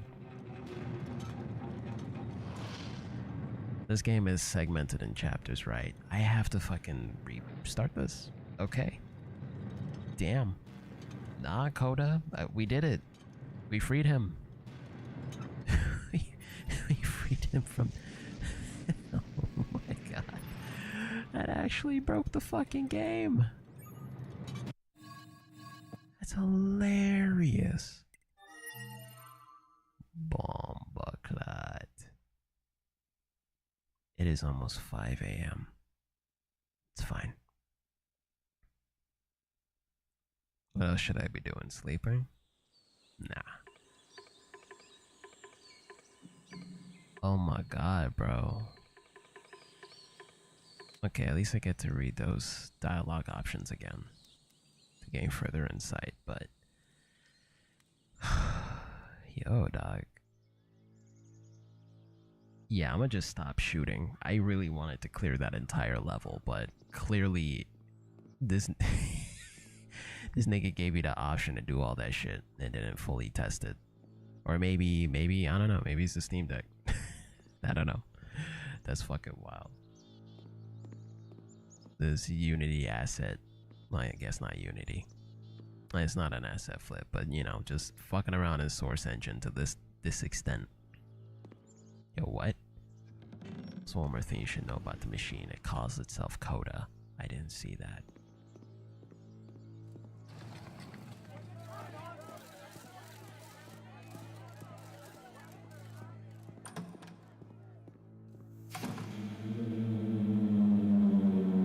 And of No more course, narration. it's the Oh, there it machine. is. Your work was keeping us healthy. There's only that you can make it through every day. How could we possibly go back to trusting you with this job? I've been so alone, dog. Alright, cool. Apologize for leaving me. You bastard.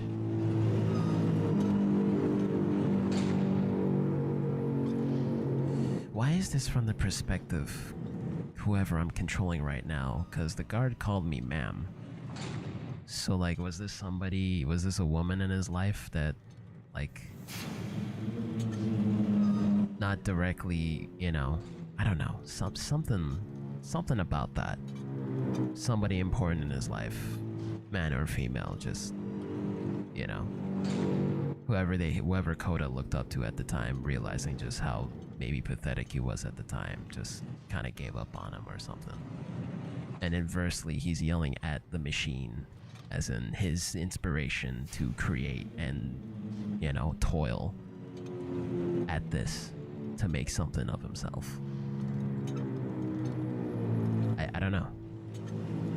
Maybe I'm having a whole Halo reach right now. It's possible, but this is what I extrapolated, so nice it. I don't know. I don't know.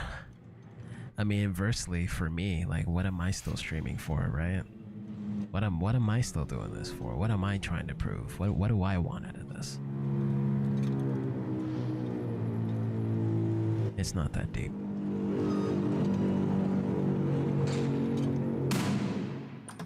But these are questions that I have daily. What do I want? What am I trying to do? Nothing I do makes an effort. Maybe it does. I don't know. I need that feedback, right? Just like Coda needed that feedback, but what if we don't? What if that just makes us even worse? Fuck it.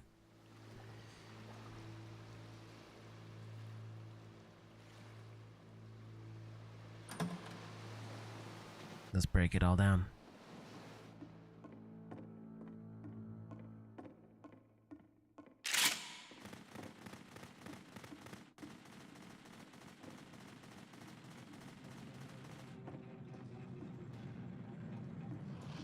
I'll make sure you are known forever. Exposed to the view of others every day forever, seen in naked clarity. Isn't that what you're scared of? Fuck me, man. So now the work is becoming self-destructive.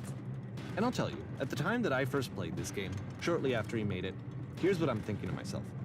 I'm thinking that Code is stuck in his own head, and that it's having a very negative effect on him, and that all he needs to do is just start showing his work to people, to get some actual feedback on his games. It might get him out of isolation. And so, as I'm thinking this, I realize that I could be the one to initiate it. Because it would never occur to Coda to start actively soliciting feedback, so what if I did it for him? If he could see the difference it would make to have more actual conversations with other human beings, would that bring him out of his mental spiral? Would it give him confidence in himself? Would it bring meaning back into his work? I don't know, man. It's a slippery slope, man. I really don't know. It's a good question. It's a good fucking question. Oh, this is just white paint? Like paintball? Oh, I can fall through it. So I started showing Coda's work to people. I took this one, and the islands which you just played, the theater, the notes, the house cleaning game, and some of the prison escape games. I brought them to people that I knew and trusted. I asked their opinions. And the great part is that they really loved his games. You know, the point of it all was just to give him some external reference point, but they genuinely loved his work. There was nothing for him to be afraid of. Uh-oh.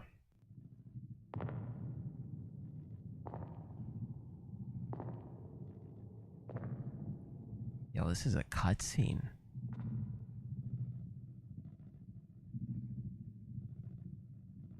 Put down your weapon.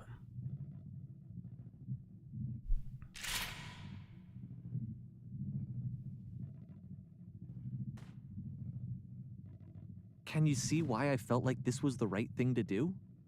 Because it's the thing that I always feel like I need, to be told that my work is good, that I am good. When someone really connects with a thing that I've made, when they see themselves purely in my work, there's nothing that feels better. And I got to give that very same feeling to my friend. I did something, I really felt like I'd done something good, like I was a good person. I felt like there was a friend who was in trouble and was unhappy and maybe didn't like themselves, and I could fix it. If I could give him this gift, maybe I could fix the problem. When they told me how much they enjoyed his games, it was the best feeling. It was the absolute best feeling. It made me feel so happy. So beautifully, beautifully happy.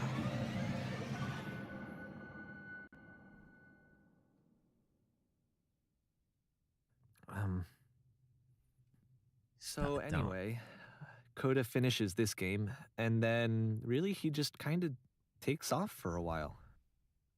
So this is June of 2011. and I didn't hear anything from him for several weeks, I guess. And so out of nowhere, one day I get an email, and it's got a private link to a new game of Coda's. This one is called The Tower, and to my knowledge, it's the last game that Coda ever made. So let's take a look. Another near reference. And also the tower in near Automata, that's yeah, it's also foreboding for many reasons. This reminds me of Mirror's Edge, the fucking random orange. You know? I don't know. And this is where I have trouble saying anything meaningful about Coda's work. Because more than anything else, the tower just feels distant. It feels like it's trying to distance itself from the world. It's a very cold game.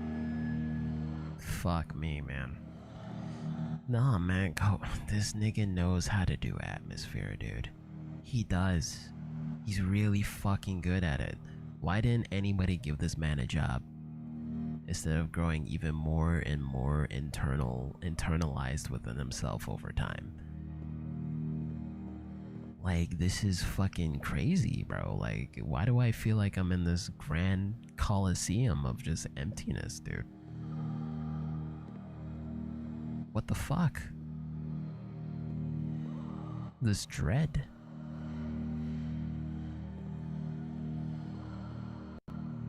This room actually has a maze in it. Oh, wait. Except that all the walls of the maze are invisible. And then every time you touch one of the walls, there's this awful flashing and noise, so the experience is really miserable. The game goes beyond not being meant to be played, it actually seems to despise the player for trying to play it at all. But I do want to show you the rest of the levels, so when you're ready to continue, press enter and I'll put a bridge over the maze. Yeah, I don't know about that flashing though. I mean, it's at a very low frequency. So maybe it might not spike epileptic, you know? But the fuck? I'm not gonna solve this shit. So I can't go straight. I'm gonna go right. Fuck you. Fuck you. God damn it, Coda. What do you want? What do you want from me, Brockle?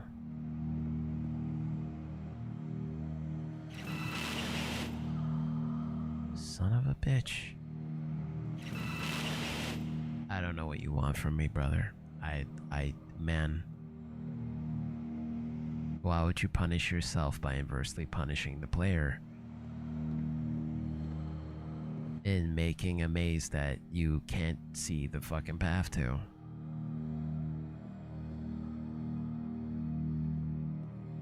Okay. Oh.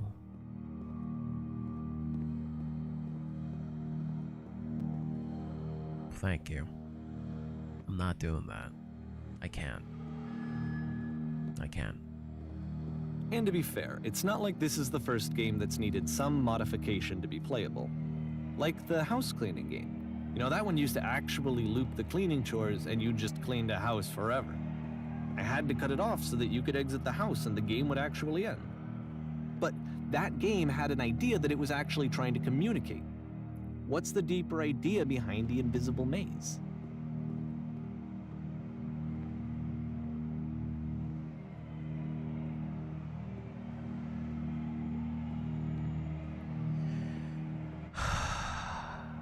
I suppose. The only way past this challenge is to randomly guess the 6-digit code. Like the invisible maze, it's frustrating to me, because it's the opposite of everything else that Coda has made. It doesn't encourage thought or engagement. It doesn't ask anything of me, except a lot of my time. If I could have reached him during this time, then maybe I could have asked him, but I couldn't. I still don't really understand why this is here. I'll put the code on the ground for you here, though, so that we can move on.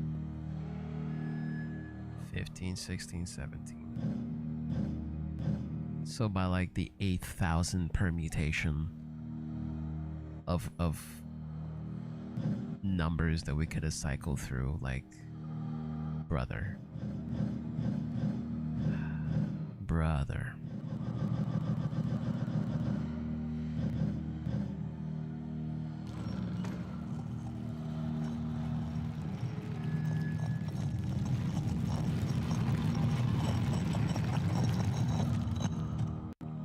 Kodaka. Koda. Hey yo, another dark area. I can't see shit. Thank you.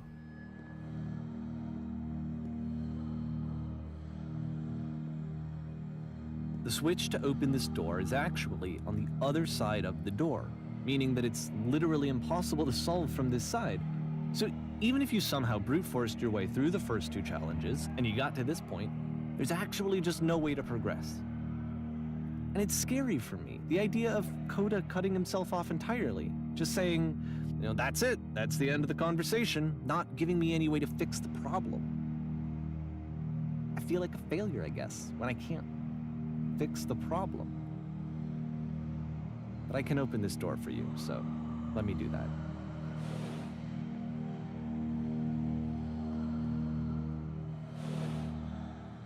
God damn it, Koda. Was I a failure for not understanding this game? I mean, I don't know why I would be. It's not like everything needs to have a solution, but I feel it somehow. I feel like I failed, and I don't understand why. Because we couldn't save this man. We couldn't save him from himself, and that's not our responsibility. You know, it wasn't his responsibility, Davey. But he feels that because he's his friend.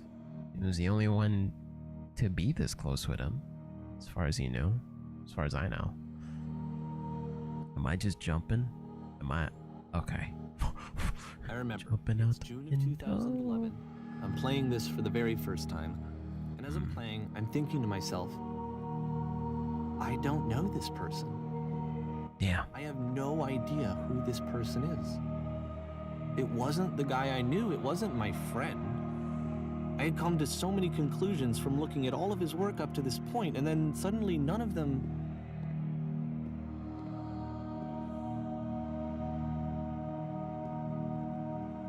Yeah. Oh, shit. I understand Koda. I understand him. I understand him. Jesus fucking Christ. Oh, dude. Oh my god, bro. I don't know. I don't know. I don't know. I had been trying to, though. That was the thing. For years, I was trying to get to know him, to understand who he actually was and what he stood for. I asked him so many times to please just tell me what his games mean to him. I asked him please to tell me what the 3 dots mean. And he wouldn't. There has been a 3 dot in every level for real. What do they mean? What does it mean to him? What is he trying to... What the fuck does he want? What is he trying to convey? How can he not express it? How else can he not express it in such an obtuse way that only he can recognize? It feels like no one else could, because obviously no one else could, but he can't tell you. Why can't he tell you?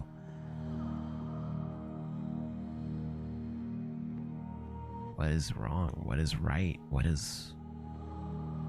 Who is this man?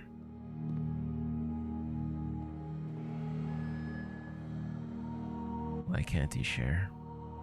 I just felt so strongly that if I could have connected with him, that if I could have somehow made his work my own, that I would finally be once and for all happy. It was that I needed to see myself in someone else. I needed to be someone other than me. But he stopped and left. And it felt somehow like I had failed.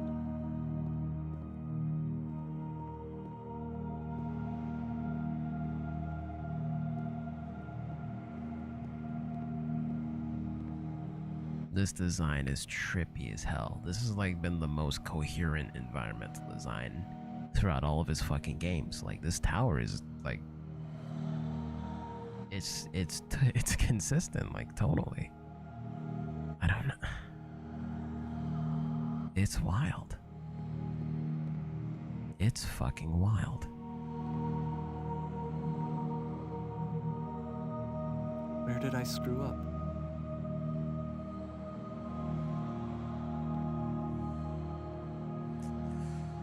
Yeah, dude.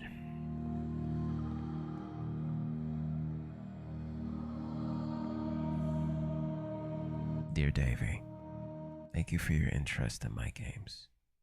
I need to ask you not to speak to me anymore.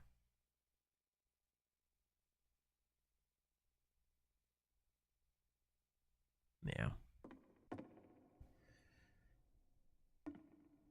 I'm the reason that you stopped making games, aren't I? It's because of what I did. I poisoned it for you.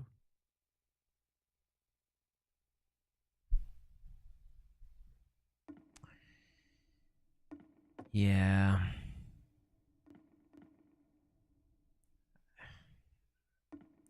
Yeah.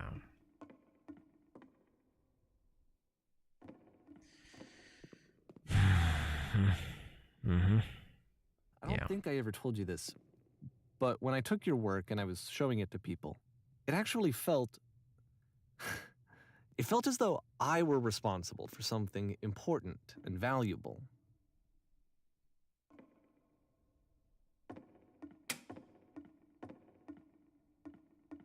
What was that? What was that click? I wondered at times whether you think I was making these games for you. You so infected my personal space that it's possible I did begin to plant solutions in my work somewhere, hidden behind games, between games.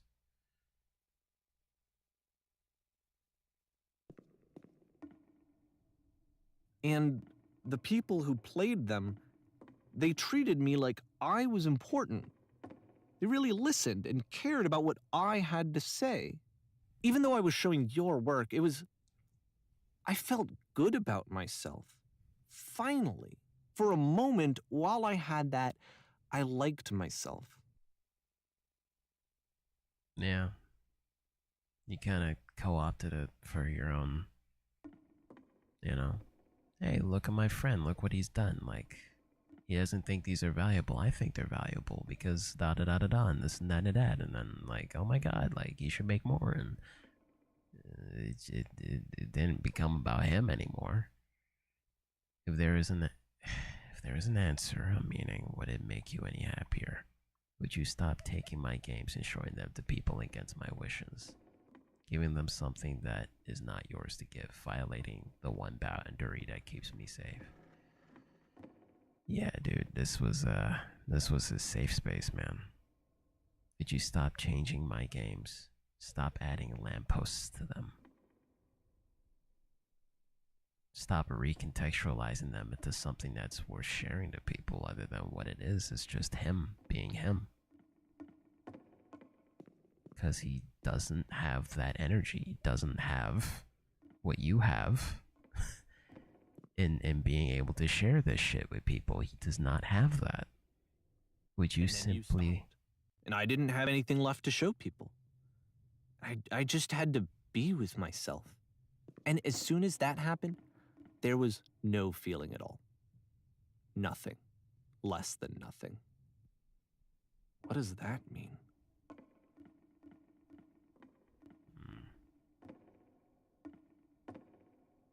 Oh, dude, oh my god. Fuck, man. This friendship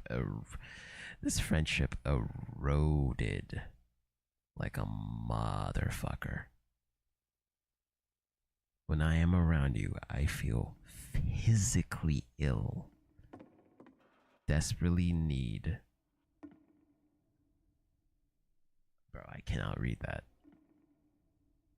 Desperately need something, and I cannot give it to you. I literally do not have it. Fuck, dude. Depression is wild, man. And then when you try to force that out of somebody with this mindset, you completely they just lock the door behind them and fucking swallow the key. Bro, like, struggling to come up with new ideas is not making me depressed. Low points are just a part of the process.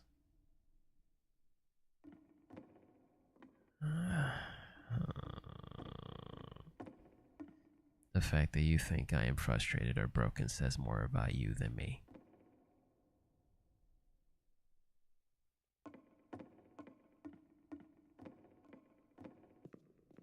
I didn't expect this, man. I have to say, I didn't. I realized that this doesn't make sense to you just yet. Which is fine, you're not my problem to solve. Damn. But I do hope that one day it clicks and that you make peace with this thing you are wrestling. I'm afraid that I did something really stupid because I don't like myself. When you finally see what I am talking about, don't say anything.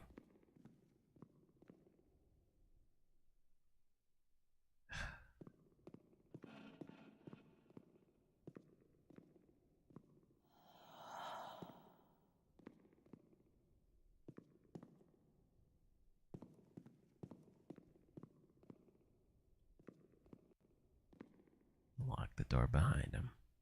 That's why I'm releasing this collection of your work, is because I haven't been able to find any other way to reach you.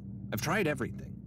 And so a part of me has hope that if I put this compilation out into the world, and if I put my name on it, that maybe enough people will play it so that it'll find its way to you, so that I can tell you that I'm sorry. I know I screwed up. If I apologize to you truly and deeply, will you start making games again? Please, I need to feel okay with myself again. And I always felt okay as long as I had your work to see myself in. I mean, is something wrong with me? Because I know that I did an awful thing, and I'm doing it again right now. Like, I'm showing people your work, but I can't stop myself from doing it. That's how badly I need to feel something again, like I'm an addict. There has to be something wrong with me. Can I apologize? What if I tell you I was wrong? Will that work? Will that fix it? I don't know. I don't think it will, but there's nothing else that I can do. Just tell me what you want. I'm sorry. I'm sorry. Please, start making games again. Please help me. Please give me some of whatever it is that makes you complete. I want whatever that wholeness is that you just summoned out of nothing and you put into your work. You were complete in some way that I never was. I want to know I want to know how to be a good person. I want to know how not to hate myself. Please. I'm fading, Jesus. and all I want is to know that I'm going to be okay.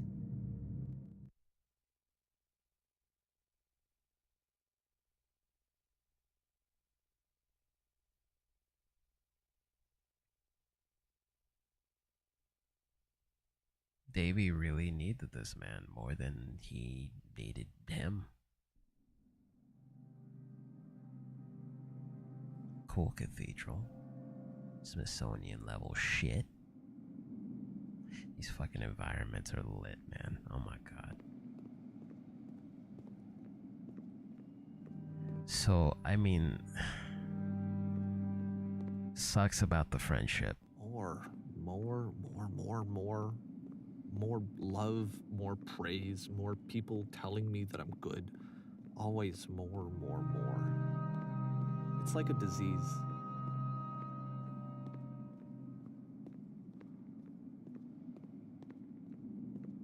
Yeah. Down with the sickness.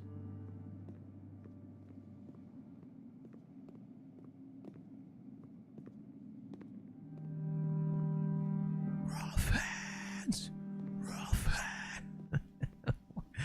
Alright, sorry. I don't know why I was thinking about that song. The love, myself, like, I don't know. I can't jump over the track, Boo. Let me not waste my time going down there. Red door. Plus the flashing light, that's a cool indicator, you know? Game design. Game design.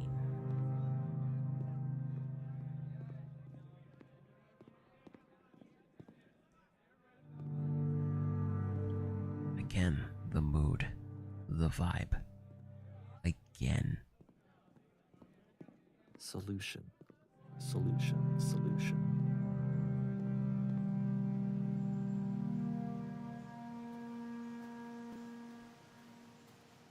Cool.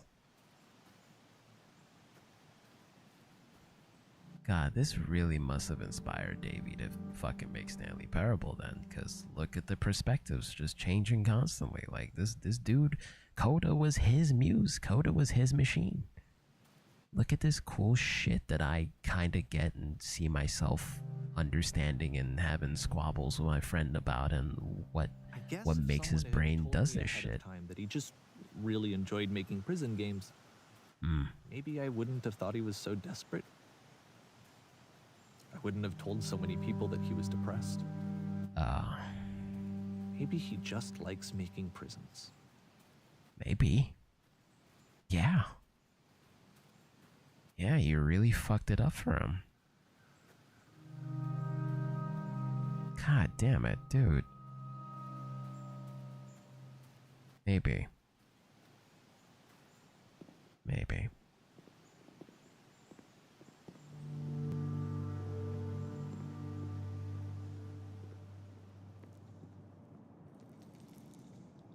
I wonder what Coda does now. Maybe he's a bank teller or something.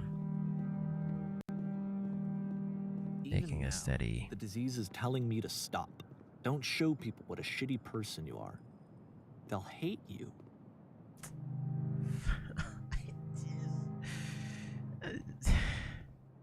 Brother. The struggle is real with this one. I don't know, maybe I have too much empathy. Maybe this is just like, bro, what the fuck are you talking about, bro? Like, this nigga had a really nosy friend. And he got upset. And made games about it. Like he should just get over it, right? I don't think so. This was his safe space, bro. He trampled all over it with other people's thoughts. Other than his own. It was his. It didn't become his anymore. Oh man, the room. The decrepit room with nothing in it. That's the end of that. Empty. That's claustrophobic. We're in a quarry.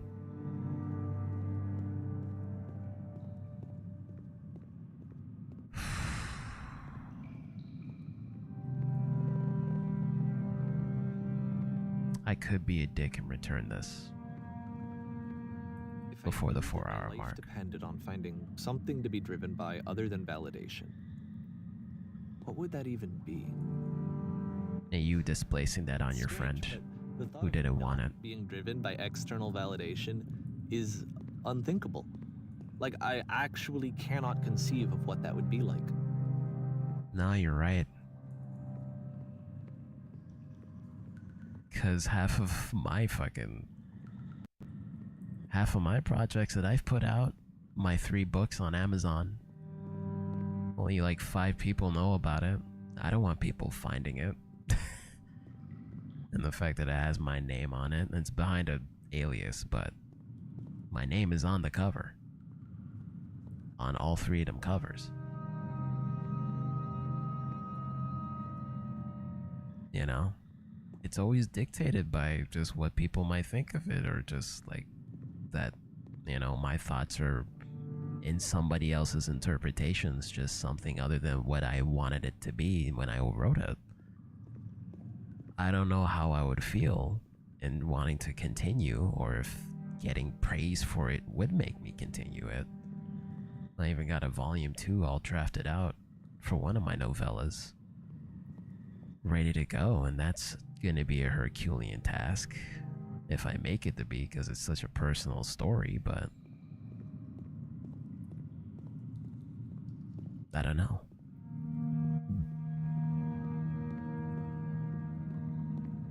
I don't know what I'm talking about anymore. Well, the perspective changing is crazy. Nicely done. Bro, this is some Covenant of Lost fucking archetype shit. What are we up to, bro? I love this shit. Fucking avant-garde, nigga. Like, what the fuck?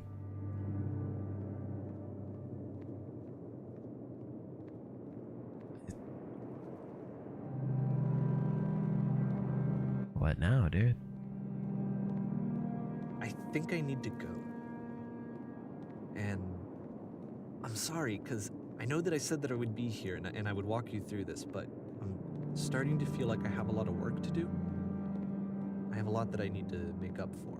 And so I'm just gonna... Okay.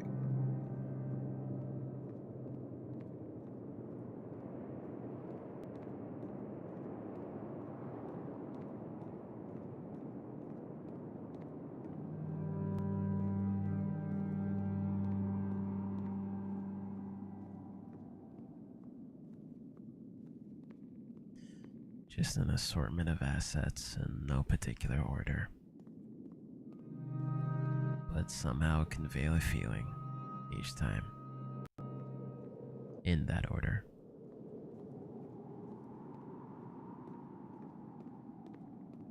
All of it empty. All of it worthless without that external gratification, without that external input shaping it into whatever it ends up shaping into. But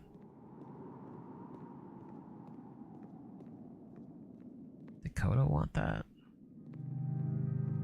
Maybe he just liked making prisons, nigga. I'm looking too deep.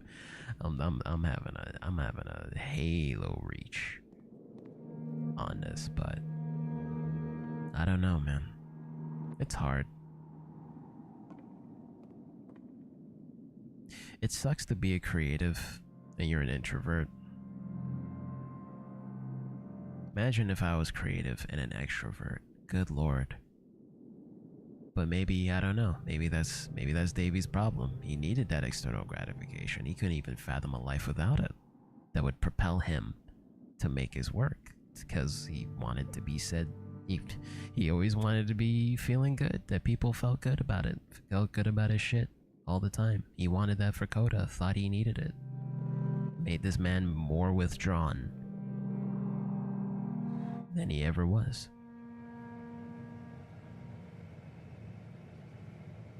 Elevator.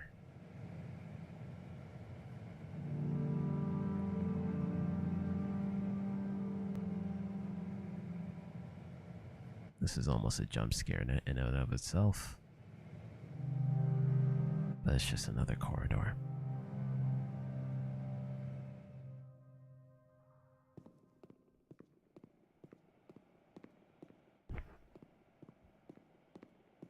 Back to where we began. To the other side of the fucking cathedral. Yeah. Yeah, it was high time you went, Davey. That makes sense, man. I'm fucking, bro, I'm having a trip. I'm having a trip. And it's 5, damn near 6 in the morning. I am having a fucking trip for $5.56.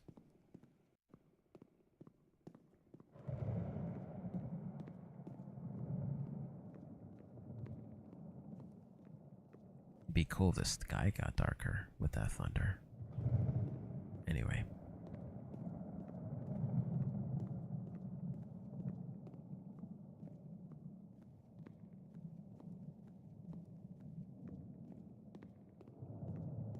back to that portal.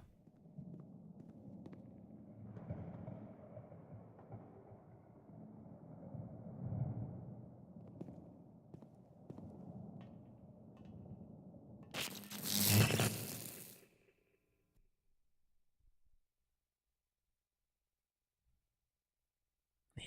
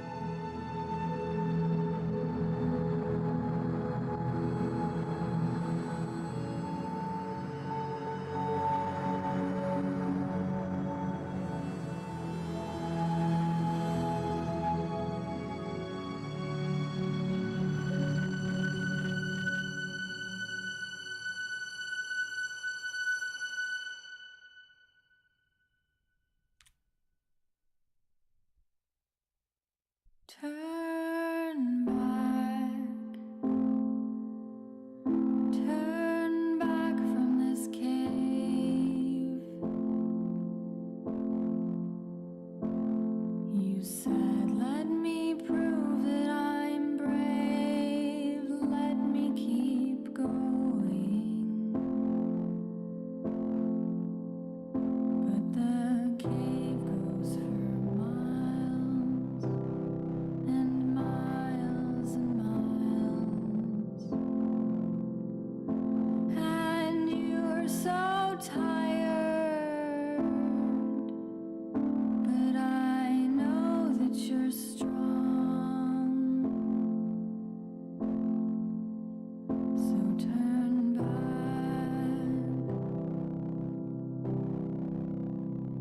turn back.